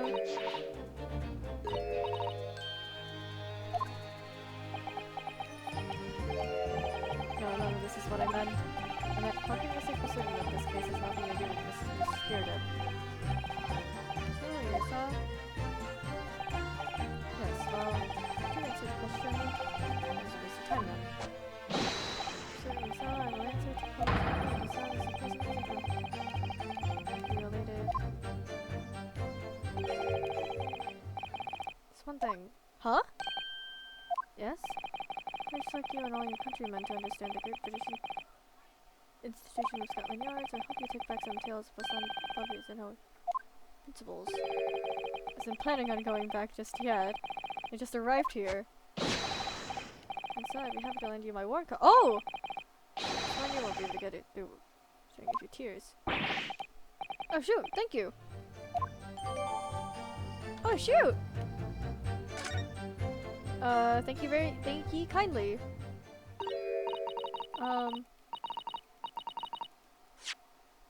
Hang on, give me 1 second, let me look through this. This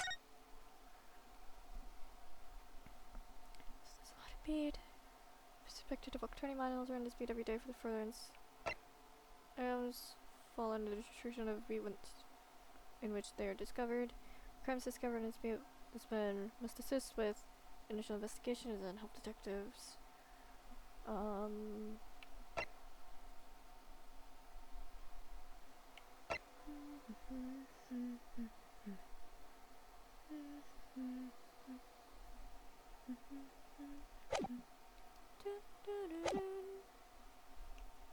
Okay. Can I ask you something? Please, Mr. Lawyer, sir? Oh, yes, of course. What is it? You're doubting us, aren't you? I can tell. What? I wasn't really, I mean, what's she doing? Please, just because I'm a woman, this doesn't make my testimony any less valuable. None of this was about that. You like to see me as the wife of a policeman, but I'm a woman of my word, I am. I really don't remember ever suggesting that I doubted you. No excuses. I don't want to hear it. My voice will be heard. My lord, you'll let me speak, won't you? Yes, Miss Bede, I will allow you to supplement your testimony if you so desire. Sometimes the path of least resistance is the sage one. That was a very loud mutter. I heard that. The Japanese man thinks a policeman's wife's word counts for nothing, does he? Oh, watch out, sir. I might let you get away with something like that, but my Raleigh won't. Duly noted, Miss Bede. Please, I humbly ask you to continue. What could you possibly be about to say, I wonder?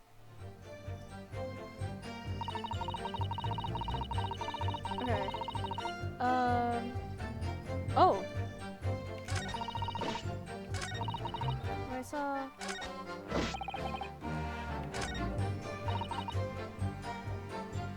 Hold it! We're gonna press this. Miss B, nobody is questioning what you've told us. I saw I did. That evening, I saw clearly. That little Eastern man with the whiskers and the funny curved back slinking away from the scene. And I know what I didn't see as well. I didn't see any flaming books or knives soaring through the sky. All very clear. You also mentioned something about having a poor sense of direction. Oh, yes. Well, that's a little embarrassing, really.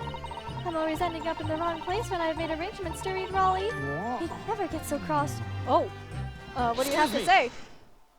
Excuse me. Constable Beat, is there a problem? Good morning. Huh? No, sir. No problem, sir. Your wife's remark just now brings something to mind, perhaps? Oh, well, in a way, sir. Yes, sir. I was just remembering that same thing happened that evening is all. Huh? You mean Miss Beat lost her way? On the night of the incident? Well, you see, I sent her off to find a police box in the next beat over from mine. But she was gone a bit fair longer than what I was expecting.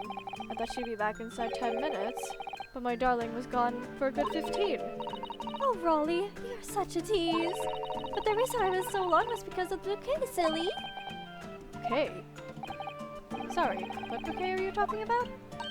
Oh, it was a present for our wedding anniversary. Raleigh's so romantic. He saved up for it with farthings and halfpennies he found in the gutter while doing his rounds. Yes, how romantic. I'd forgotten all about it until just now. Had you, my darling? Oh, yes, but that was just between us.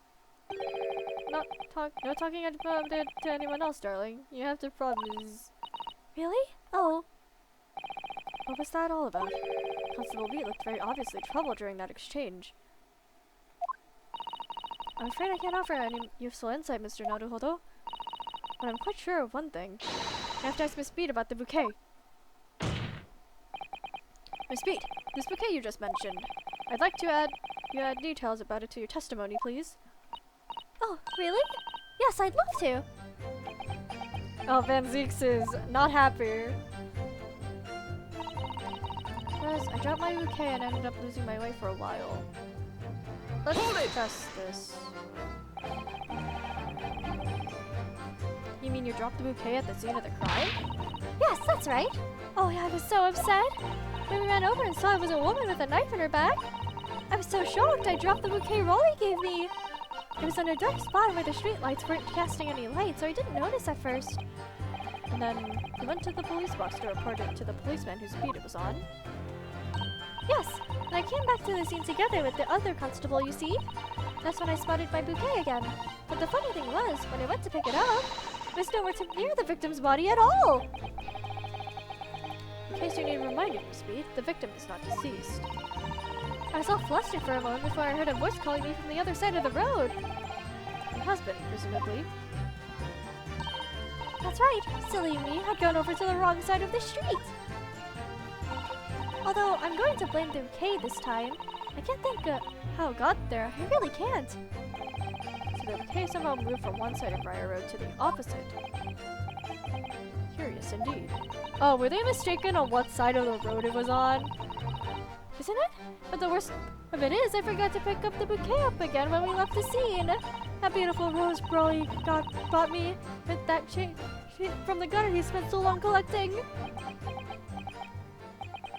By bouquet, do you perhaps mean this sorry solitary rose? Oh, yeah.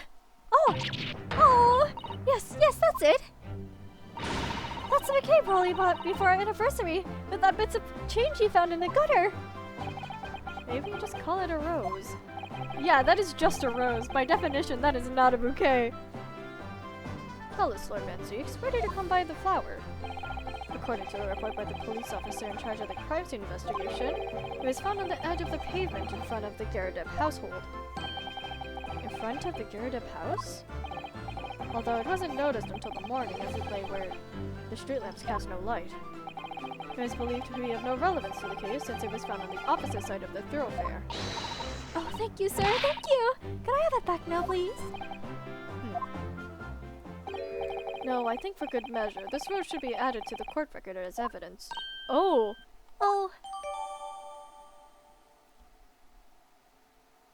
Okay. But it's a symbol of our love. You'll get it back, probably. Let's examine this. Oh, we can examine. Anything suspicious about? Settlers. Isn't it? It's old newspaper, Mr. Naruhodo. I'm not used to seeing English print. It looks so exotic to me. I see something wrong with... No, I was just thinking that if you wrap this newspaper, it might look fancy cake. Your cakes. Let's see. There has to be a reason why I'm able to English rose. Such a beautiful flower. It's a rose, is it? Flowers, Mr. Naruhodo? Say that exactly, but you know 3 types at least. Gosh, 3? Yes, plum blossom, peach blossom, and cherry blossom. Those are not roses. Rancho. Is that it? Must be a reason why I can examine this like this.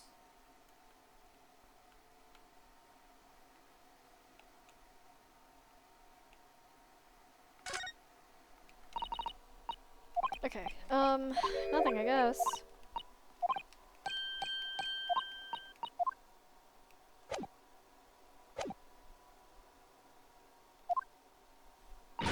I want it back after the trial, do you hear me? I want it back! Good grief, rest assured that I shall do my very best not to forget, Miss Beat. Okay.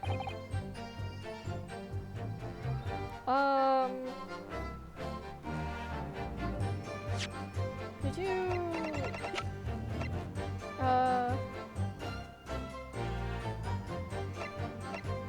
Well, what about the bouquet, then?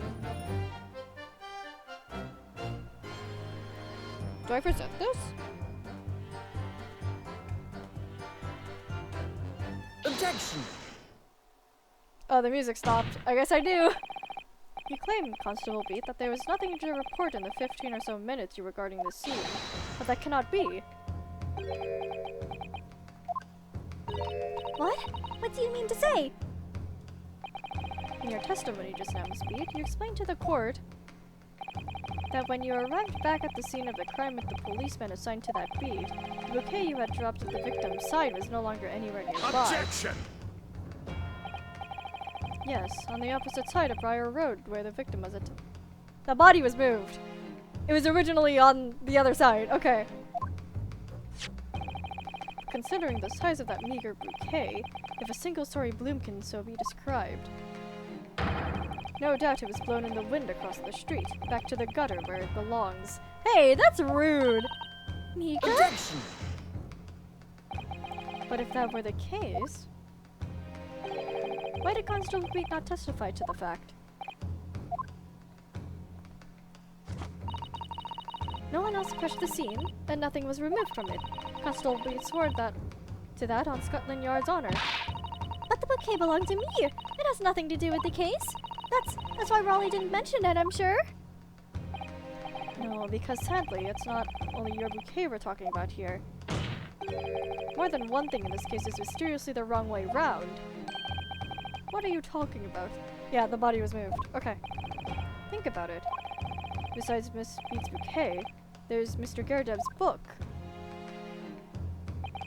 Mr. Garadeb's copy of The Lion's Pride, which was thrown out the window by his wife. Would have struck the pane at the casement window and landed here on the west side of the street. And yet, it was actually found here, on the opposite side of the road in the victim's hand. Meanwhile, according to the testimony we've heard, Miss Beat's bouquet should have been dropped here at the scene of the crime on the east side of the street. But in fact, it was actually found here on the opposite side of the road in front of Mr. and Mrs. Garadeb's house. There's no logical explanation for those things, unless somebody deliberately moved them.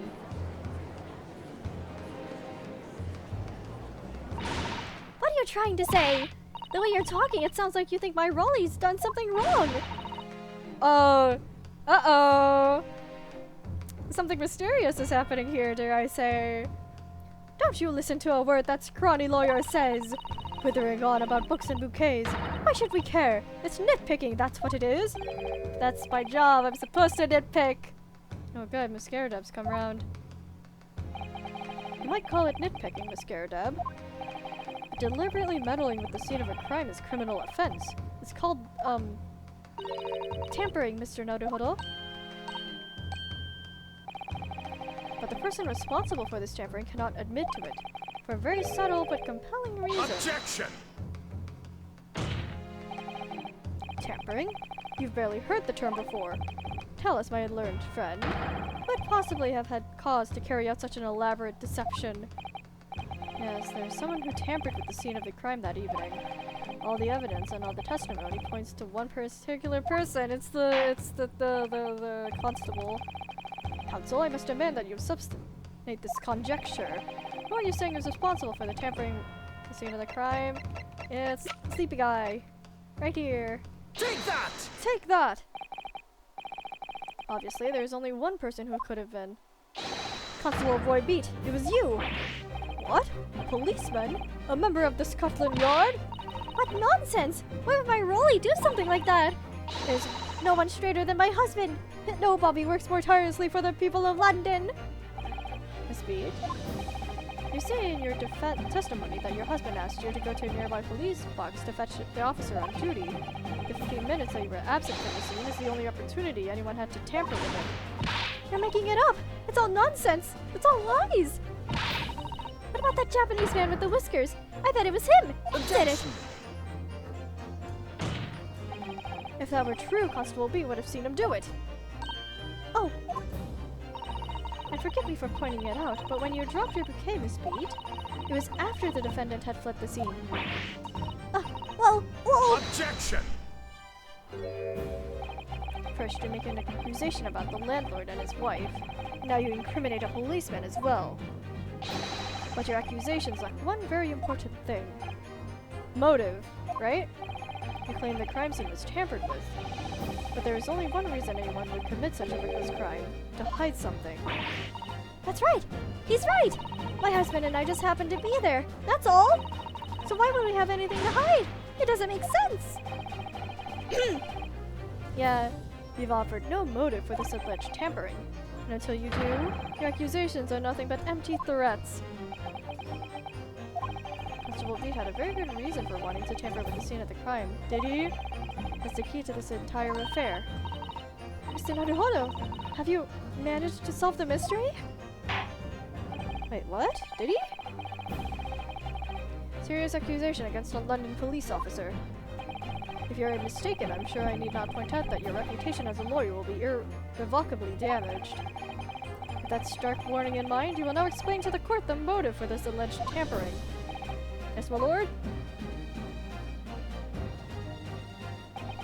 Alright, what options are you giving me? Constable Beat's motive for tampering with the crime scene was to hide...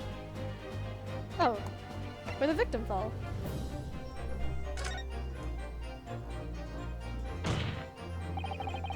Where the victim fell to the ground.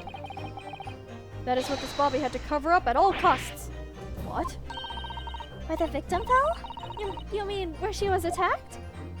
What are you talking about? We told you at the very start, didn't we? On the pavement of Briar Road.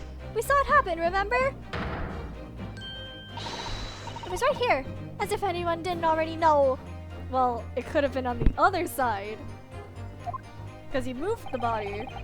That's certainly what everyone has been led to believe. But in fact, that isn't where the victim was stabbed at all. What? What? Oh, my throat is dying.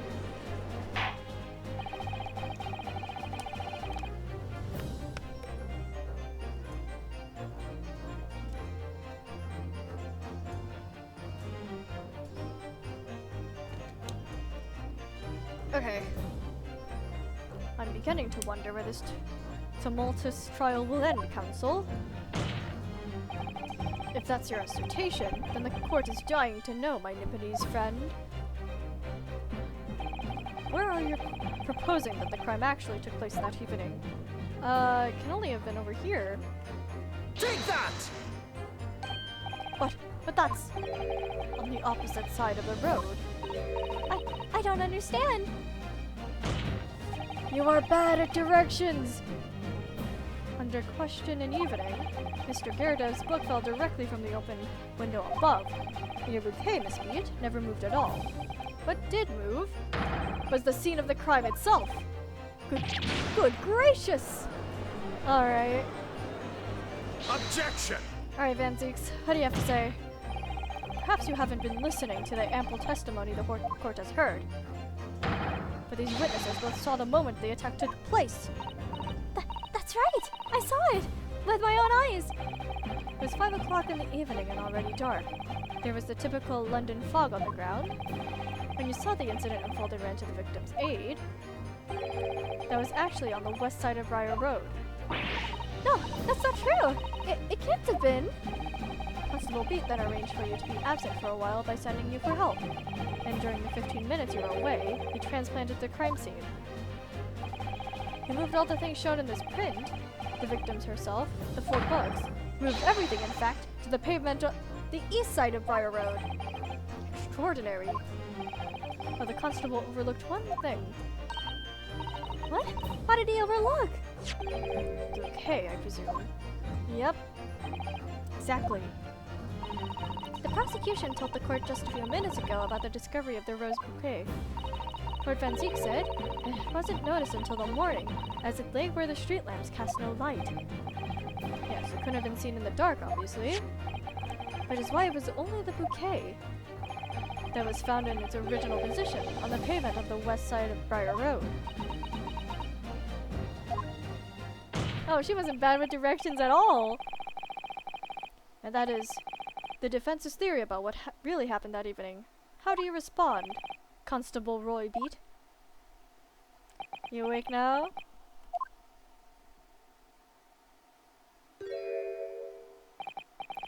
Well, I'm very sorry. I didn't mean to nod off again, but I haven't slept properly in a month. Did I miss anything important? Oh, Raleigh, it isn't true, is it? What that lawyer said is all lies, isn't it? I know it is because you're the most upstanding, righteous man I know. He's nodding off. I had a dream. A terrible dream. All the things I did that night.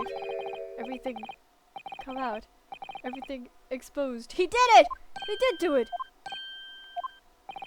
Only, it seems... it wasn't a dream at all. Good golly! Why did he move it? Why did he have to hide it? Order! Order! What on earth is the meaning of all this? Oh, Raleigh, why? Why would you do something like this? Moving a corpse is a criminal offense, isn't it? Wishing the victim dead should be one too. Constable, explain yourself. Why would you do this? As respected member of Scotland Yard, your duty is to protect the good people of Scotland Town. Or Scotland? London Town. I can't say, sir. What? I really am ever so sorry about all this. We're damaging the Yard's reputation for everything.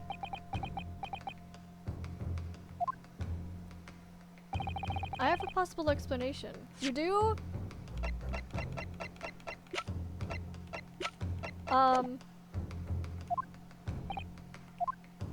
For why, on that particular evening, Constable Beat felt compelled to move the scene of the crime. I can think of one reason. What? How could you possibly know? Yeah, how do you know? You, a foreigner, presuming to understand the mind of a Scotland Yard policeman. Well, you did just get— wait. You did just give us this. I can look through it again.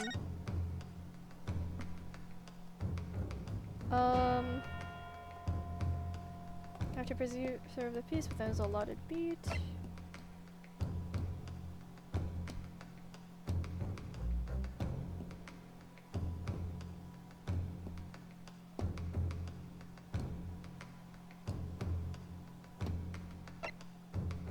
Did you want work?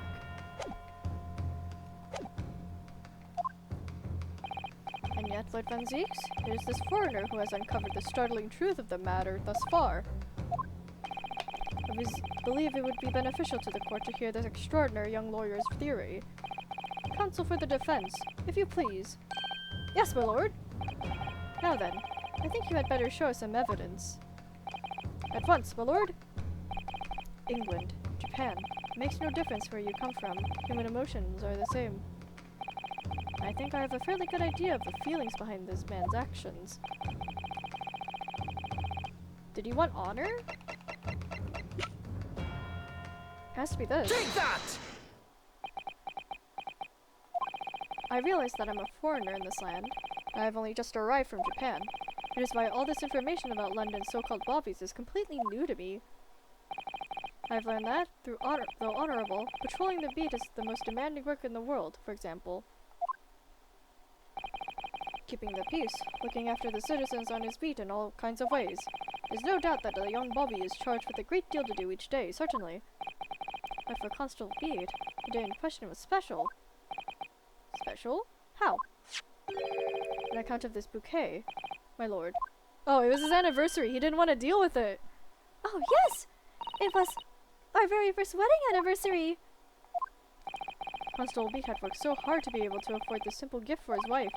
He was so looking forward to taking her out for a celebratory meal. When he and Miss Beat stumbled upon a crime along the Briar Road. When he saw that shadowy figure through the fog collapse on the pavement ahead of him, what must have gone through the man's mind? But sir, just on that one particular day, I was looking forward to celebrating my wedding anniversary. Miss Beat puts up with a lot being married to a Bobby like me. I wanted to show my dear wife how much I care. He didn't want to have to deal with it. This is the warrant card that the Constable Beat offered to lend me earlier. Inside, among the rules for patrolling policemen, it says, when a crime is discovered on his beat, a policeman must assist with initial investigations and help detectives. Aha! Constable Beat? Is that not the reason why you moved the whole scene of the crime that day? Yes. Everything you said. It's alright. So that's it. It was all to do with the boundary of your beat. Oh! Exactly.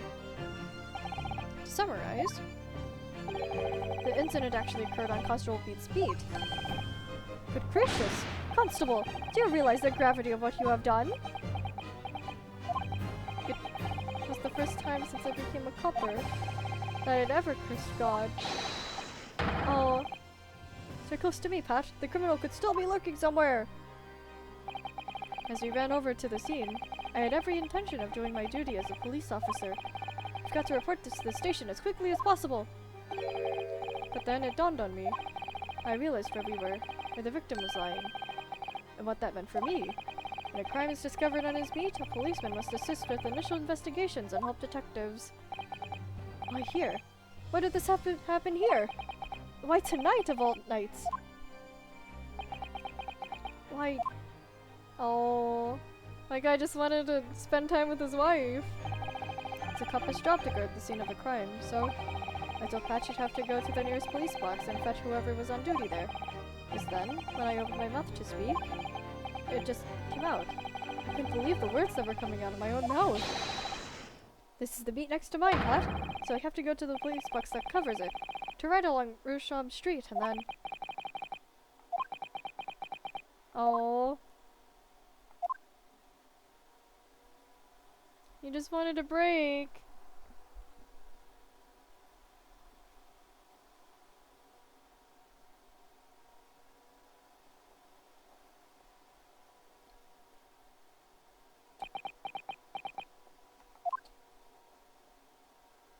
Oh!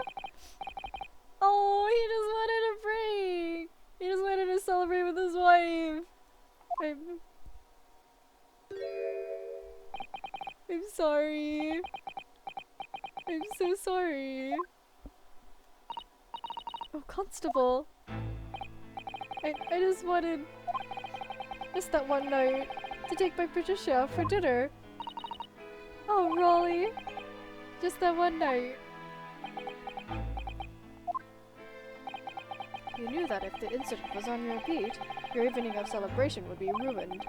And so you decided to move the entire crime scene outside your jurisdiction. You could have just done it the next day, I think. Just across the street, to the east pavement of Briar Road, which falls under the neighboring beat's care. You see, I thought... Well, I was sure the victim was dead, you see. I beg your pardon? Oh, of course he did! Otherwise, my Raleigh would have never left the poor woman on the freezing cold pavement. Ah, I see your meaning now. Oh, God got me back for my sins, didn't he? That's why I missed the rose I bought for Pat. Oh, Raleigh, that was all my fault. I should have never dropped in such a dark place. I'm so sorry, Raleigh. Oh. And can you tell us, Constable? How many books did you move from one side of the road to the other in total? Oh, 4 it was. Yes, sir. Definitely 4. 3 of them dropped by Mr. Natsume, and the 4th being the one that fell from the window upstairs in the Gardeep household, of course. But what made you place that book in the victim's hand? And all the others were scattered haphazardly around, I mean. Oh, well, sir, it's because that's how I found it. How you found it? What do you mean? Yeah, she was holding it. When I first ran over to the scene, the victim was already holding the book. So, when I moved everything, I made sure it was still in her hand. Sure, it's this book, The Lion's Pride, that the victim was holding. Oh, yes, sir. No doubt about it, sir. Interesting. 4th book's information has been updated. Oh. I thought it was an open and shut case at the time, you see. There were only 2 people at the scene, and me and Pat both saw it happen.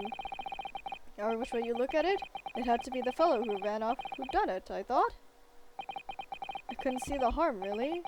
I didn't think moving it all over the road would make a jot of difference. I suppose this is it for me now. I've had it. Oh, poor guy. My lord. Yes, Lord Van Zeeks? I believe that concludes the cross-examination of the witnesses. Constable, you may withdraw. Yes, sir! Mr. Prosecutor, sir? What will become of my Raleigh? What will happen to him? For now, you are free to go home. The police will contact you in due course. Please, don't punish my husband. This is all my fault. It's because I'm always moaning at him for coming home late.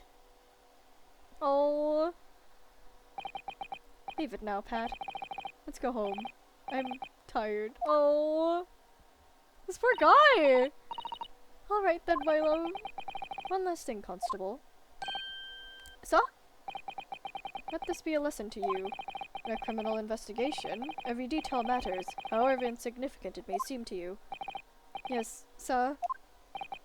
Carve that lesson into your mind.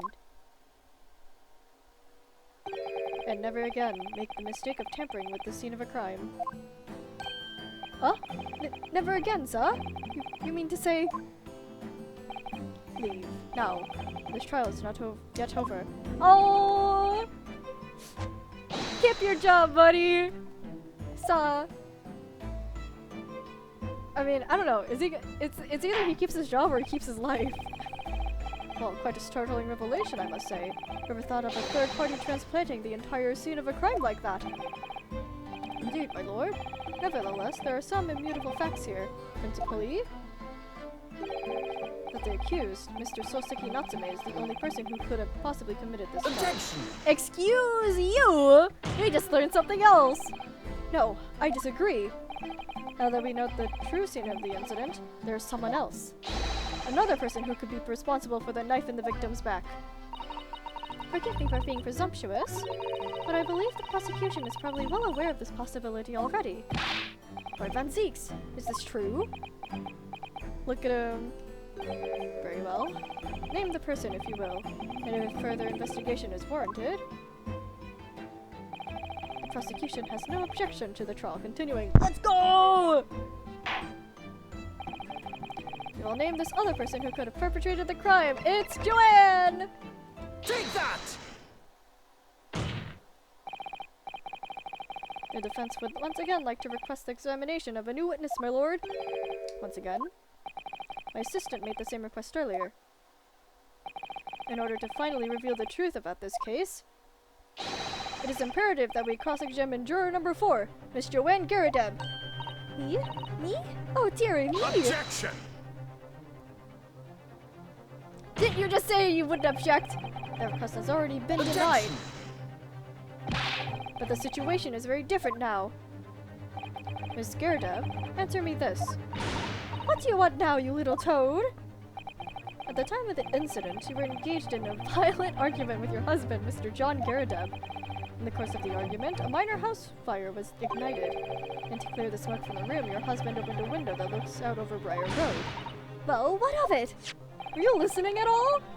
You threw this book at your husband when he was cornered with his back against the window. Upon striking the pane of open-topped hinge casement window, the book plummeted directly below, finding its way to what we now know to be the true scene of the incident. Yes, and as I said, what of it? During the argument, you were beside yourself with rage. As such, you threw not just books, but anything you could lay your hands on. Knife? So, let me ask you one more time, Miss Garadeb. This knife, the one removed from the victim's back, have you really never laid eyes on it before? Ah. She has. She definitely has. I don't recall it.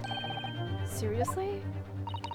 Am I supposed to remember everything I picked up and threw at my husband? And anyway, the man over there in Albergalia said the members of jury needn't testify, did he? Conveniently, yes. Objection! No, I have no recollection of saying that at all. Juror number 4. Oh! Oh, he's with us now? Oh? Make no mistake. You jurors are not special in any way. You're not immune to the judicial process. If you know something about this knife, madame, let the truth come out. But that's just a common or garden knife. It could have come from anywhere. We have several like that at home. If one went missing. You just caught yourself out. You just said we have several like that at home. How would you expect me to know? What was that? Are you joking? What are you saying, please, Miss Garadeb? She literally just said, we have multiple at home! Now you listen to me. I refuse to believe all this nonsense. I couldn't bear the thought that I'd injured someone. Do you hear? I couldn't bear it. Oh, the poor woman. So, yes, I want evidence. I want to see hard evidence if you're going to insist on this being my fault. You're going to have to prove to me that I threw that knife if that's what you think. Come along now. Chop chop. Do your worst. Well, Mr. Naruhodo? If I had evidence like that, believe me, I would have thrown it at her already. Then take the stand, juror. Yes, do it! Thank you, Van Zeeks! Oh? If the prosecution does not object to the defense's request to cross-examine this woman. Thank you, Lord Van Zeeks. Let's go! I'm going to have to testify. Juror number 4, as I'm sure you will appreciate, having observed it with your own eyes today, witnesses' testimony can lead to the most extraordinary truths being unearthed, truths of which the witnesses themselves may not even been aware. Oh, dearie me! So I demand your full and unadulterated testimony, Miss Garadeb. And mark my words, in this court of law today, we shall extract the truth. Let's go! Do you concur, consuls? Certainly, my lord. Oh, that's what I'm hoping for, my lord. Let's go!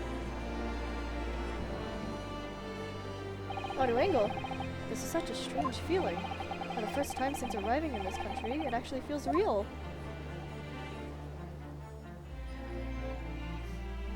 Ah, the perks of being in 3D. I'm here in the Old Bailey, and I'm a lawyer. There she is. Witness, state your name and occupation. Oh, yes, my name is Joanne Garadeb. And I'm, well, I'm a juror. and such like. Sounds like even she doesn't know if she's a housewife or a maid or what anymore. The council has decided your testimony is required in order to clarify matters in this case. Do you understand, madame? Yes, my lord. You will tell the court everything that took place in your household in the evening in question. And I warn you, do not attempt to hide the truth. Oh, she most definitely will. Oh, dearie me. Chin up, Joannie. Nothing to worry about now. Oh, the husband! There he is! Oh, I didn't know you were here, John! Oh! Wasn't only you in the room that day, old thing, was it? Rather think I ought to testify as well, don't you? Well, what about your knee, dear? Don't you worry about that. Hardly notice it. I'm not the sort of chap to leave a comrade to face disciplinary action alone. Oh, John! Two different couples. I presume you are Mr. John Garadeb? Yes, sir. Former second lieutenant of the 3rd Regiment of the 4th Numberland Flussers, sir. Seen my fair share of action and now living the quiet life, as it were. Quiet life? You're not engaged in incendiary battle with your spouse in question. Well, yes. Quite. I believe this may represent a first in the proud history of the British court. Calling a juror to the witness stand is unprecedented. However, the court will hear your testimony now, juror number 4, and that of your husband. You will recount clearly and concisely the evidence in your home at the time of the incident in question. Sir, at once! Let's go!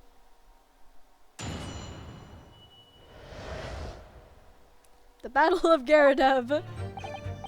Yes, on the day you're referring to, the wife and I did have a bit of a skirmish. Can't recall the reason now. Knocked the candlestick over and set fire to the carpet. Soon had it out though and got the window open. Meanwhile, I was picking up whatever I could to throw at him. Plenty of knives around at our place. Can't say I'd noticed if 1 or 2 went missing, I'm afraid.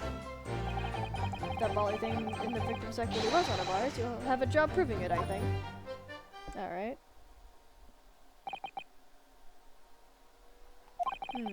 Sounds as though it was quite the battlefield in your household that evening, I can assume. Although an entirely one-sided assault, it would seem. The enemy caught us on the hop, sir. Had no choice but to dig in and take defensive measures. To be honest, if the enemy had kept shelling us for another minute, we would have been toast. Of course, a veteran such as myself is only too aware that on every battlefield you're just a gnat's whisker from death at any moment. Are we still talking about a marital carol here? Well, I must say, I'm dubious that this testimony will shed any light on the origins of this jackknife. Oh, it's Ace Attorney! You never know! In combat, one's focus narrows so that the surroundings are barely noticed. These witnesses may not be able to offer anything more than they have testified already. This may be a dead end. And Zeeks may well be right. Well, whatever the chances. We only have this last cross-examination to uncover the truth, Mr. Naruhodo. Yes, I'm afraid so. Alright. Let's get it. Well, counsel, begin your cross-examination!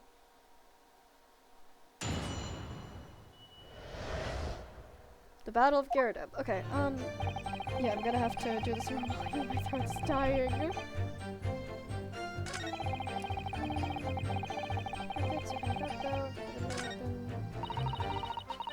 Whatever I could to find to thwart him. Do you perchance remember anything about the room was on fire? At the time? It's more important to extinguish my anger than the flames. When a woman wants to throw, she must throw. Certainly. Not true of his takeout, Mr. Naruhodo. I should know I was thinking of that. Especially when I can try to remember. Did I come on the items you threw at your husband that day? Well, honestly, I don't recall. I feel I must point out that I'm no monster. Let me see. Some bread, cabbage, garlic, towel, and sponge. Fine! No. Oh! Jupiter! Oh! Excuse me! Excuse me! Do you have something to add, sir?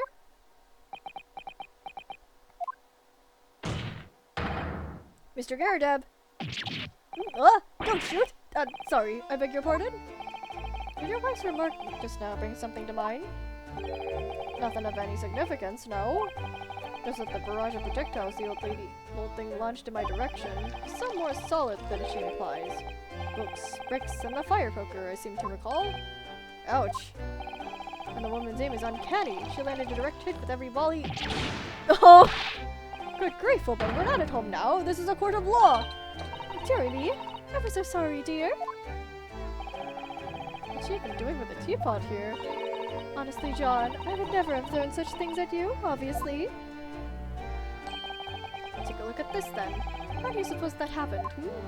Oh, she threw the pipe? The pipe, sir? Had this thing in my hand as usual at the time of the onslaught. Knocked it clean out with one of her soft projectiles, she did, yes. And when I went to pick up thing up, it was broken in two. I'd like to see a sponge do that sort of damage. See, her pipe was broken. It would never have been sent flying unless it was hit by something pretty solid. Anyway, I've managed to bandage the thing up for now. Oh, you're one to exaggerate, aren't you, dear? I don't think he's exaggerating. I wonder what we should make of this account. Could be important. Defense believes Mr. Gyarados' remark just now to be of great significance. Objection! Oh, shut up! This poor veteran's words only tell us one thing. Betray a fiery wife, and pipes, as well as hearts, may be broken. I don't doubt that. Sentimental wisdom, perhaps, but hardly worthy of adding to the formal testimony. Indeed. Common sense, one might say. What might one? In that case, would you at least permit us to examine the pipe, sir? Thank you, thank you! Well, I don't see why not. Oh, dearie me. There you go again, trying to integrate yourself with a young lady. Okay. Very well. The court will accept the gentleman's pipe as evidence. Woohoo! Let's examine that right away! Give me a sec, Suzato. Okay, let's examine this. Oh, wait a minute! Oh, something just tinkled inside the chamber of the pipe there. Saw it. It's like a mirror thing. It's the tip of the knife. This, it's a fragment of metal. Looks like the tip of a blade or something. Tip of the blade? Surely. Couldn't be.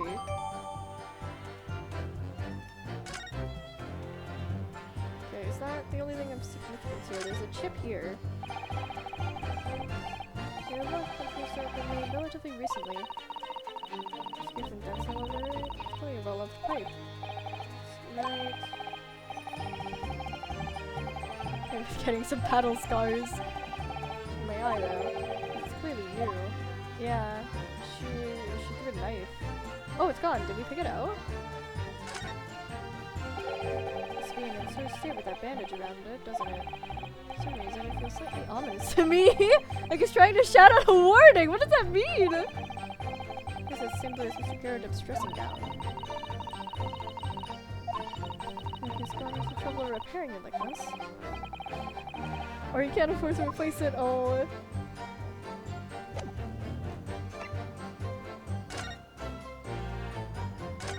Let's examine this. Tiny piece of metal we found in the chamber. This pipe. It's like the tip of a blade or something. Blade? Oh, do we have to examine the thing? The knife? There we go. There's just something niggling at me, but I can't quite put my finger on what it is. Okay, so you guys examine some of the other. Okay. We do. Give me the knife.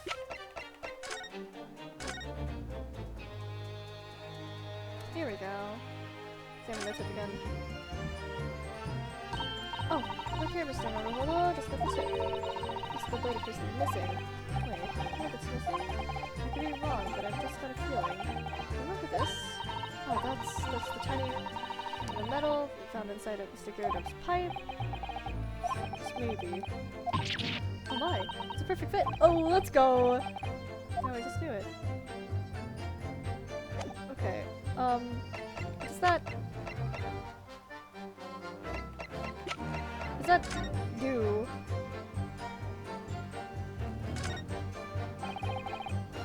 Okay. That's it? Just to confirm it?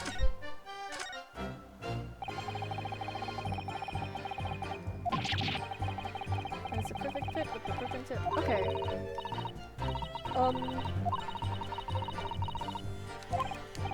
Alright, this perfectness.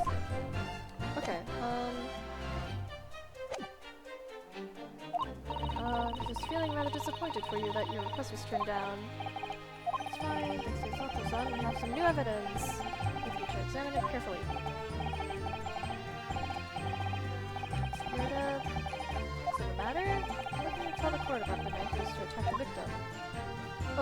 have some. Can't say notice fixing, I'm afraid. I think the victim's right, there was one of them. Well, you're not gonna believe this. Objection!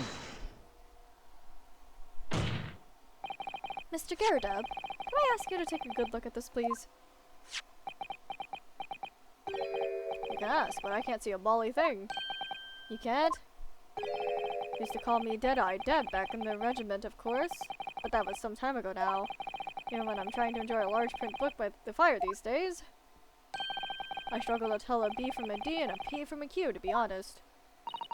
Oh, he does. Dear me, it's rather weird being asked about every other letter in the book. It must be very dusty. Does he? Does he? What is that? A tiny scrap of metal? Yes, almost certainly from the tip of a blade. And what may appear at first to be just a tiny scrap is in fact a crucial piece of evidence. Interesting. And where did the defense come by this evidence? It was lodged in the chamber of Mr. Garrideb's pipe. My pipe, you say?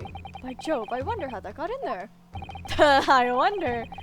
And what precisely does this fragment of metal signify, Counsel? Are you suggesting that it is in some way related to the matter of the stabbing on Briar Road? Why, yes, I do! I am. What? And put together with another piece of evidence already in the court record, I believe this tiny fragment of metal will unravel the whole truth of this case, my lord. Let's go! Oh, she's standing on a crate? I didn't even realize. You're rather confident in that extraordinary statement, Counsel. Very well then. Present the pertinent evidence to the court. What evidence, when paired with this fragment of metal, allegedly reveals the truth of this entire case is the jackknife! Take that! This is the knife that was found in the victim's back. If you look closely, you will see that there is a small piece of the tip of the blade that is missing.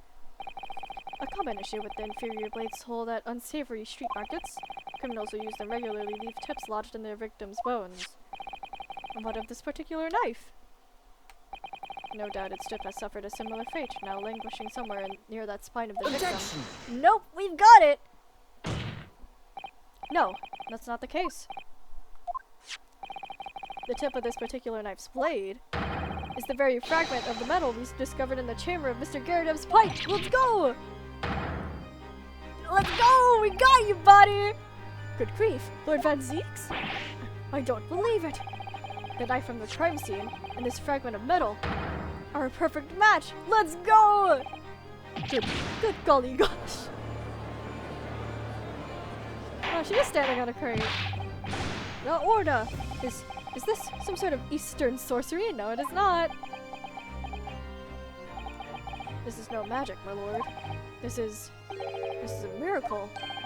A miracle? So Van Zeeks has figured it out, has he? Counsel, explain this extraordinary coincidence at once! Yes, my lord. The crucial point we have to ask ourselves here is when did the fragment of metal find its way inside Mr. Garrideb's pipe?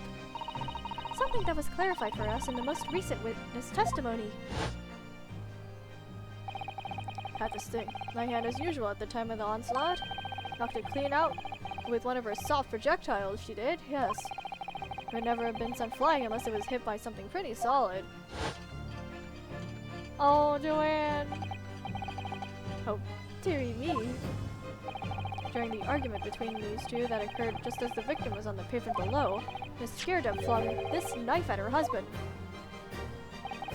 However, the knife missed Garrideb, instead striking the pipe in his hand at the time, which caused the tip to break off. Of course. Good lord! Yes, and that is when the tiny tip of the blade found its way inside Mr. Garrideb's pipe. The chances of that are 1,000,000 to 1! And yet there's no other credible explanation for how the tip of the blade ended up in your pipe. Then, after losing its tip, the knife ricocheted off the pipe and flew out the open window. Oh. There we go. There's our solution.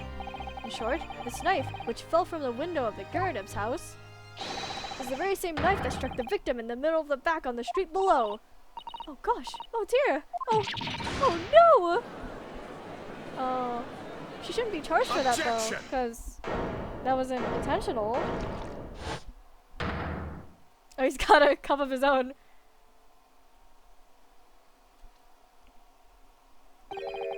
A full-bodied theory, I'll give you that. A complex bouquet of seemingly trivial points, possibly arranged to create a most passable vintage. Allow me to toast my learned friend's characteristically Nipponese approach to bottling his argument. What does that mean? Sorry? But after all, it is just a theory. The bottle, I fear, is corked. Because you see... Okay! It's bullet by an insurmountable inconsistency. An insurmountable... What? What Van Seeks? Explain yourself! What is this inconsistency you claim to have identified? Inconsistency of the simplest nature, my lord. The victim was found with the knife planted in the middle of her back. Well, I mean, she was crouched down picking up a book, I presume. Yes, in her... Ah! That's right! You silly little man! How, Joanne, old thing? What are you getting so excited about?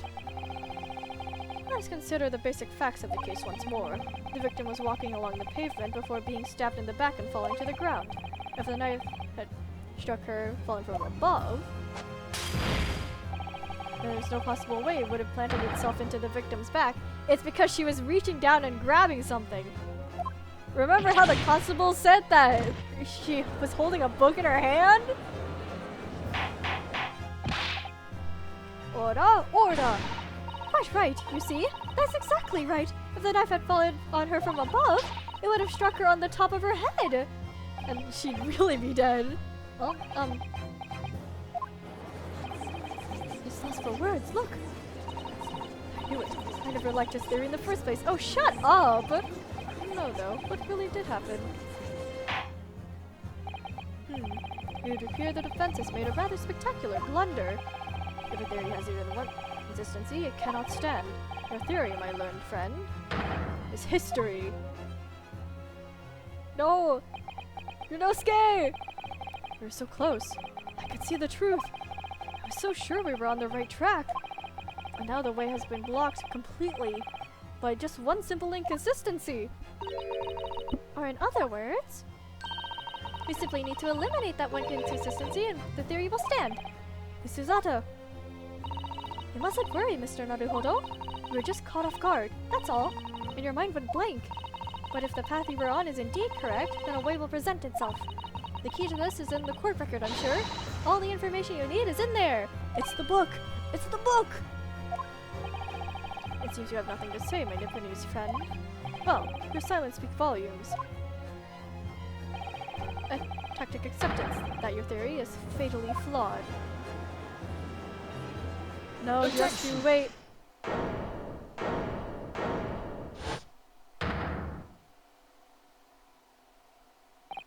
This inconsistency doesn't mean I was on the wrong track. It means that I need to sharpen my mind and dig deeper for the truth. It's a test! Yes. If the knife fell on the victim from above, there's no way that it could have hit her in the middle of her back. Under normal circumstances, that is. What are you implying? She was reaching for something! Counsel?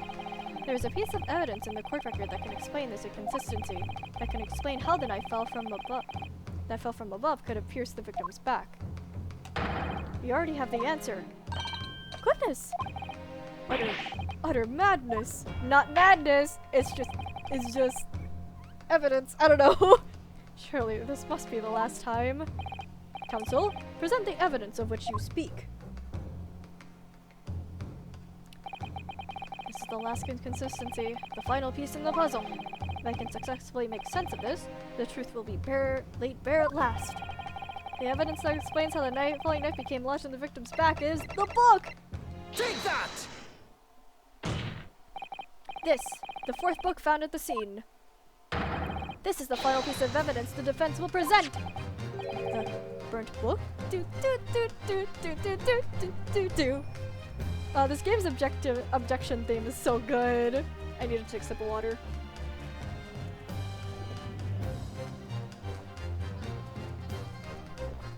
Okay. Is that not Mr. Garadev's book? Yes. And to understand its significance, we have to consider... Do it again? Alright, we'll do!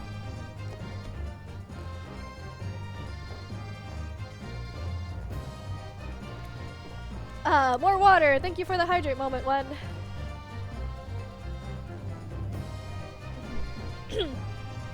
Oh, again? Okay, we'll do!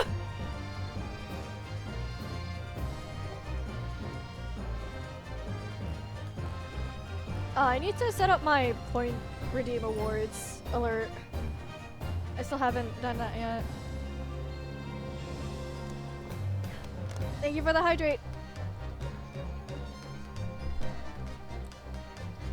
We have to consider how it came to be at this scene in the first place. What are you doing, streamer? This photographic print clearly shows the book in question, and the victim holding it in her hand. But as we all know now, it was the police constable that put the book between her fingers like that. But so, as part of his whole state? No stream notice in my end stream? I'm sorry. I'm doing you guys an injustice. I have to figure out the code. But I will do that soon, hopefully. That's true. However, as part of his testimony, Constable Beat made an extremely enlightening statement on that point. But what made you place that book in the victim's hand? Oh, well, sir, that's because that's how I found it. When we first ran over to the scene, the victim was already holding the book. So when I moved everything, I made sure it was still in her hand. In other words, the victim had already picked the book up of her own volition. And clearly, that must have been before she suffered the knife wound. Well, I should say so. After being attacked with a knife, I don't imagine she'd have been doing much of anything. So the question becomes, why did the victim have that book in her hand? By Jingo! I think I'm beginning to see what may have happened now. How dare me! We know that the book fell from the top floor of the Gyarados household onto the pavement below, at precisely the moment that the victim was walking past. Yes, exactly at that moment, the young woman was walking along the street in the light fog, when all of a sudden, the book fell right in front of her. The book I threw! Yes, Miss Gyarados, what do you think the woman did? What do you do if you were walking along and suddenly a book landed in front of you on the pavement? Well, I really can't imagine it, but I suppose she might have reached down Yeah, like that, and then she got stabbed. and picked the book up. Yes, that is exactly what the woman in fact did. She picked up the book. Oh heavens! And when the woman reached down to pick the fallen book up, what position would her back have been in? That's right, facing the sky, completely and utterly defenseless. Then, in the very next moment, while the woman was still bent over picking up the book, donk. The next object fell from the room above, the jackknife straight into the middle of her back. And at that same time, walking by chance directly behind Miss Green, was the defendant, Mr. Soseki Natsume. Well, I never! It appeared to Mr. Natsume that the woman simply collapsed on the floor. In the dark and in the fog, he didn't see the knife falling on her from above. And from the other direction, the constable and his wife saw no one but the victim and her apparent attacker. Oh, that's horrible! So there was never a real culprit to run from the scene in the first place. No, this was nothing more than a series of unlikely events that culminated in an unfortunate accident. And that is the real truth behind this case. Well, it's a good thing she's not dead. Well, Mr. and Mrs. Garadeb?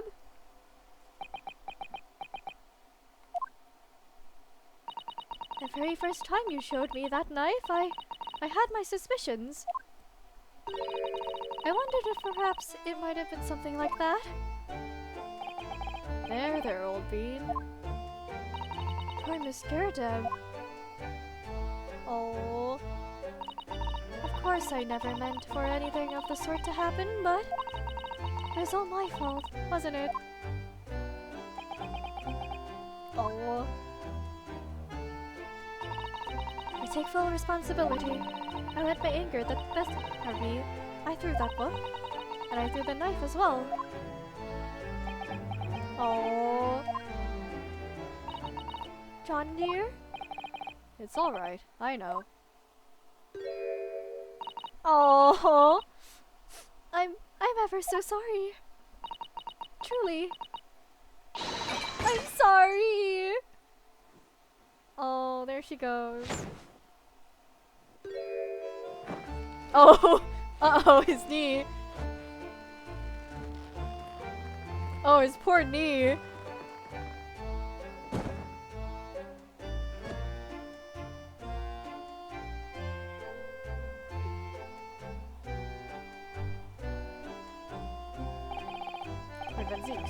What news of Miss Garadeb?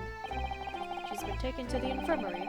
It would appear that today's events have left her in an especially flustered state. However, I believe she will recover in due course. There's no cause for concern. Yeah, some may not serve themselves. They caused what could easily have been a terrible tragedy. They shall have to prepare themselves for the consequences of their actions. Man, I hope it's not too bad. There's some good news, however, my lord. I have just word from the hospital where the victim is being treated.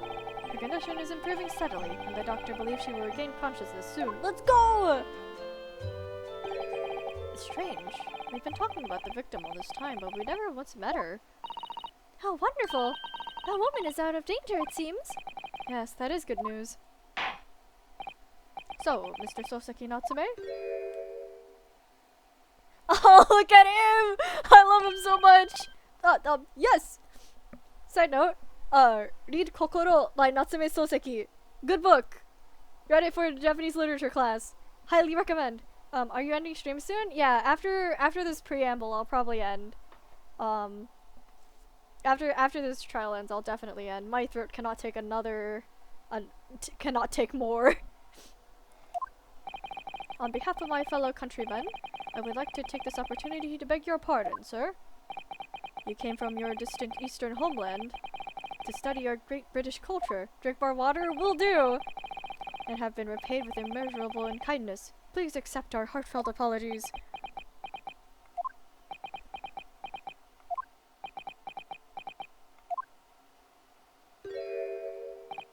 No, it is me who should be begging for your pardon. Oh no, Mr. Natsume. That evening, when the young woman just collapsed on the pavement before my eyes, I jumped to the wrong conclusion again, in my confusion. What conclusion, sir? I was sure that the woman who was dead. Yes, Constable Beat said the same thing, didn't he? He thought she had been killed too. I suppose she must look completely lifeless. Oh. It's been about a year since I arrived in Great Britain now, but I still can't get used to life here. I can't relax. I'm sure there are evil spirits lurking in the fog. Like they're haunting me. Poor Soseki-san. His imagination really has got the better of him. Yes, poor man. So when it happened, I thought the young woman had been taken by the fog spirits. I should never have dropped my books like that and run away. I should have called for help! For a doctor! For the police! Instead, I managed to create a rift in the relationship of trust between our two empires. And for that, I am truly sorry. Oh, my guy!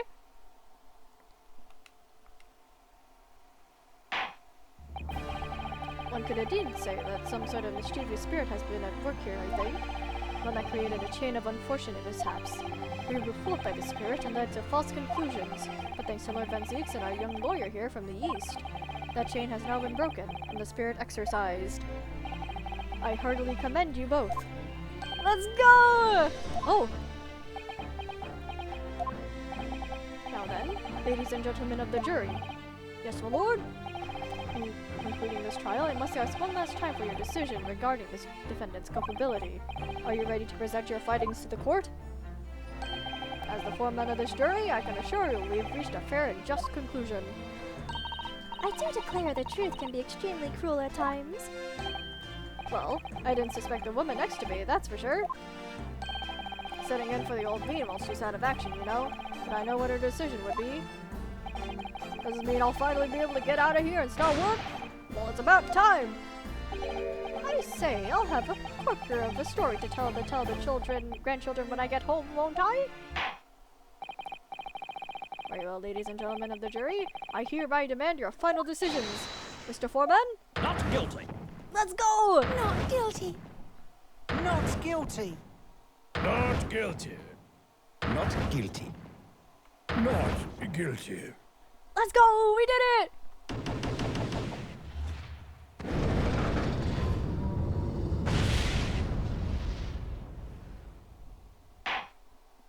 Very well.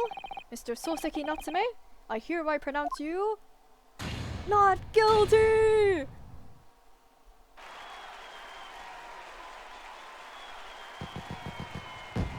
Why do you guys have fireworks in here?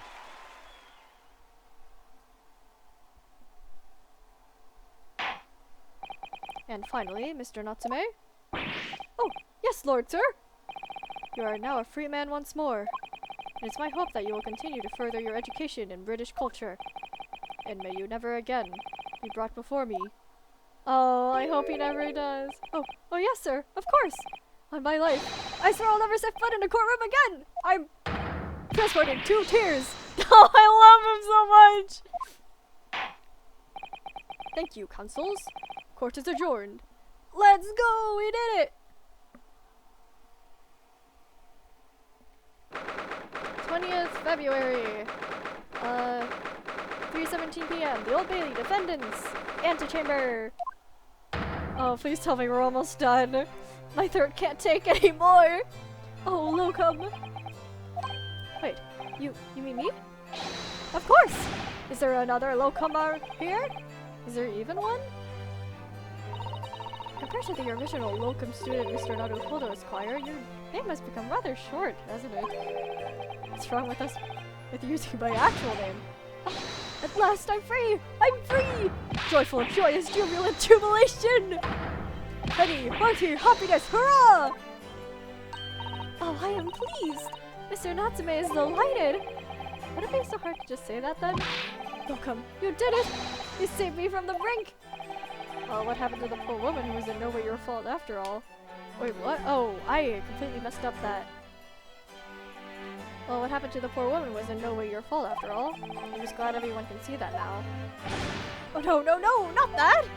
Lovely, loyal, locum, lawyer! Yes? I mean, as I said before, I've just never got used to life here in Great Britain. Every time I look over my shoulder, I see foreigners. I see towering brick buildings. And from high up windows, I see them looking down at me, laughing. Look at the little hunchback. Oh dear. I'm sure it's all in your head, Mr. Natsume. What? Today, you locum lawyer, gave my gloom the boot. You stood firm behind that barnacle bench before all those babbling British. You battled to the bitter end, laying bare the baffling truth. And when I beheld the blinding fireworks among the beams of Bailey's roof, I bellowed, "Behold, the best barrister ever born!" Well, it's very flattering, and we're very pleased for you. This has given me a wonderful antidote to recount my friends back in Japan. An antidote? Is that what's going to become of my hard work? There you are, my dear fellows. Oh, hello. I apologize for keeping you waiting. I rose late this morning. Oh, Mr. Sholmes, what a pleasure to see you. I see I'm here not a moment too soon. A disaster has been averted, I'm glad to say. Oh. The trial should begin presently, Mr. Naruhodo. I wish you the very best of luck. The trial's already over. It's just finished. What?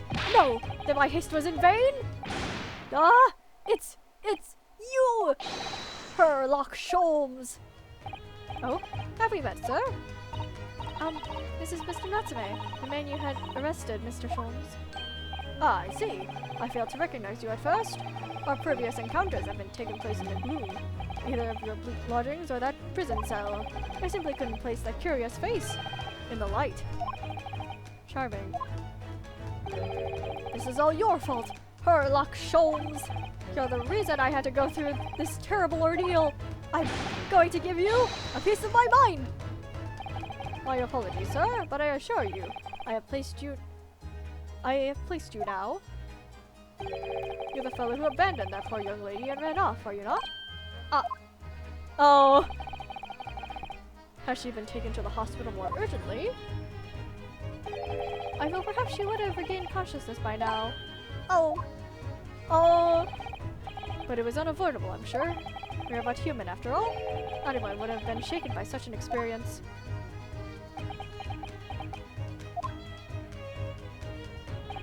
I do feel very bad about how I behaved. Oh. Well, never mind.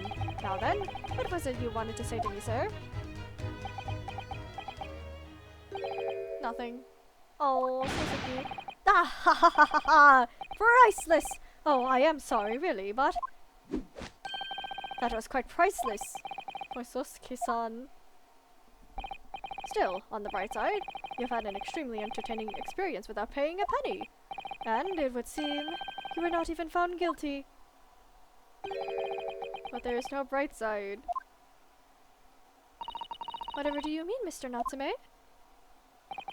Even after all this, I'm still cursed by the spirits and now by the Reaper. Oh, Lord Van Zeeks. I haven't forgotten, you know, what facing that man in court means. Even if you're found not guilty, you're still doomed. It will be all right, Mr. Natsume. Oh, calm down, buddy. If the Reaper appears trying to make trouble, I will protect you. Hiya! Oh, there goes. Oh, there he goes. With a perfectly executed Susato takedown. Much as I like being turned on my head, a bit of a warning might be nice next time, Miss Susato.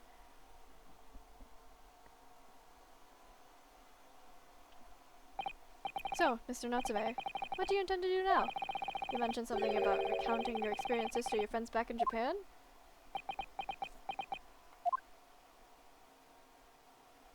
Yes, I intend to return to my homeland soon. Oh! It has already been a year since I arrived here in Great Britain. I visited universities, libraries, bookshops. I've been honored with the tutelage of professors. I've learned so much about the wealth of literature here and the city it has shaped. I've come to realize that it is my calling to sail home and tell my fellow countrymen about it. Let's go. It's very touching, Mr. Natsume.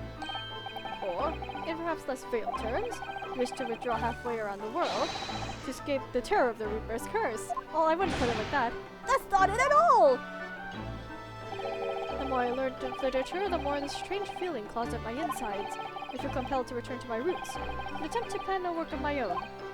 Oh, he becomes a writer. Oh, I see. A work of literature by Sosuke-san. But it could be an interesting read. It is an interesting read. Go read Natsume Sosuke's works. They are good. What about Miss Susato and yourself, Mr. Naruhodo? Sorry, what about us? Will you return to Japan alongside your mustached compatriot? Why would we? A week has not yet passed since we arrived in London. Oh, only a week has passed and you guys have had 2 murder cases? And only now does it feel as though we finally found our feet. And you are accommodated in a hotel at present, are you not? That's right. We need to find lodgings before it bankrupts us.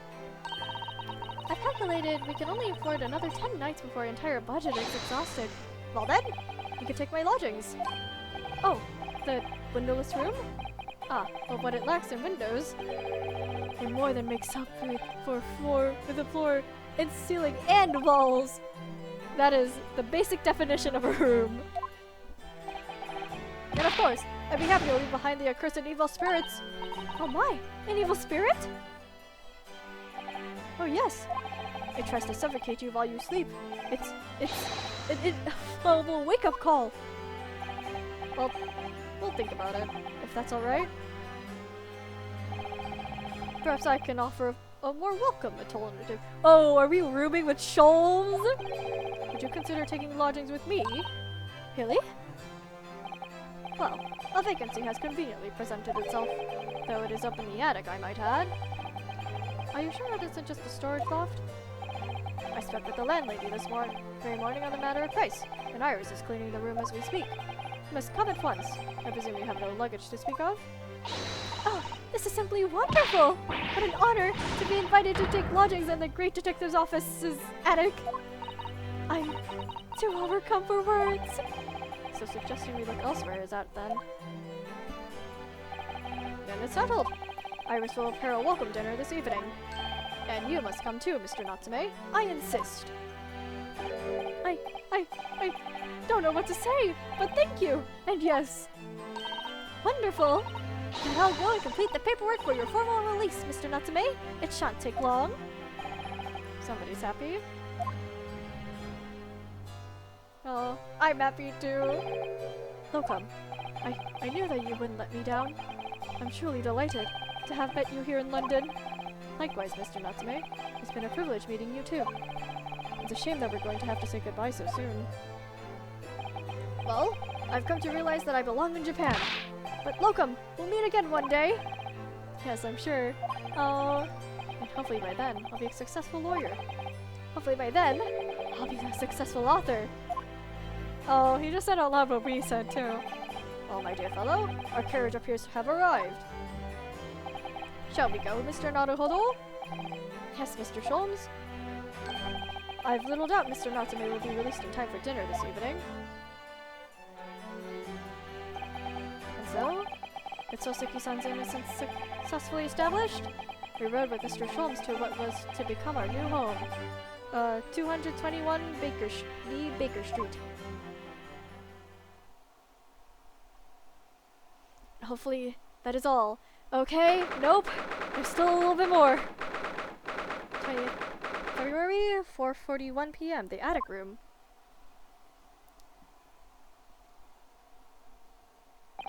So this Is to be our new office, yes. our office? I rather like the sound of that. Me too. It's simply wonderful, isn't it? I hope you can see this, Kazuma. It's only a small step. But I like to think we're getting a little closer to your dream now.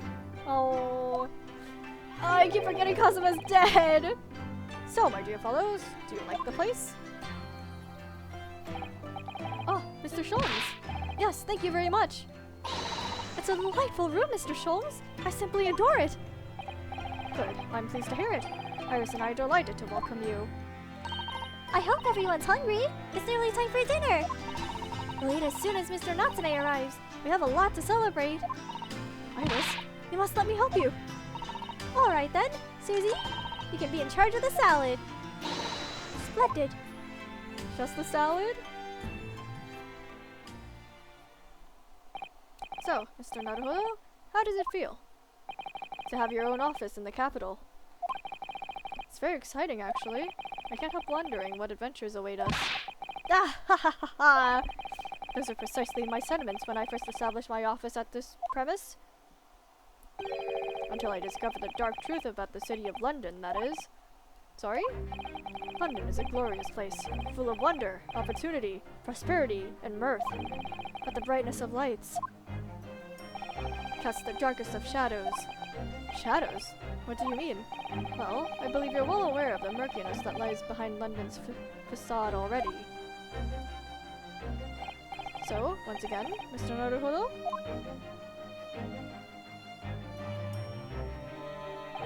Welcome to London. That was ominous. What did you mean by that? Of course, at the time, I had no idea of the significance of those words Mr. Sholmes so casually spoke, but it wasn't long before my turn came to lift the facade and see the true depth of the murk that lay behind it.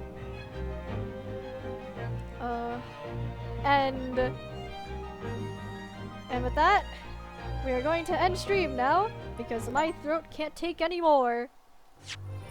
Yes, I would like to save.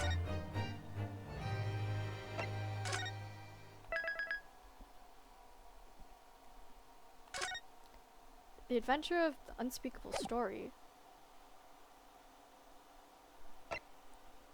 Oh, that's the last episode of... Okay. Yes, returning to the title screen.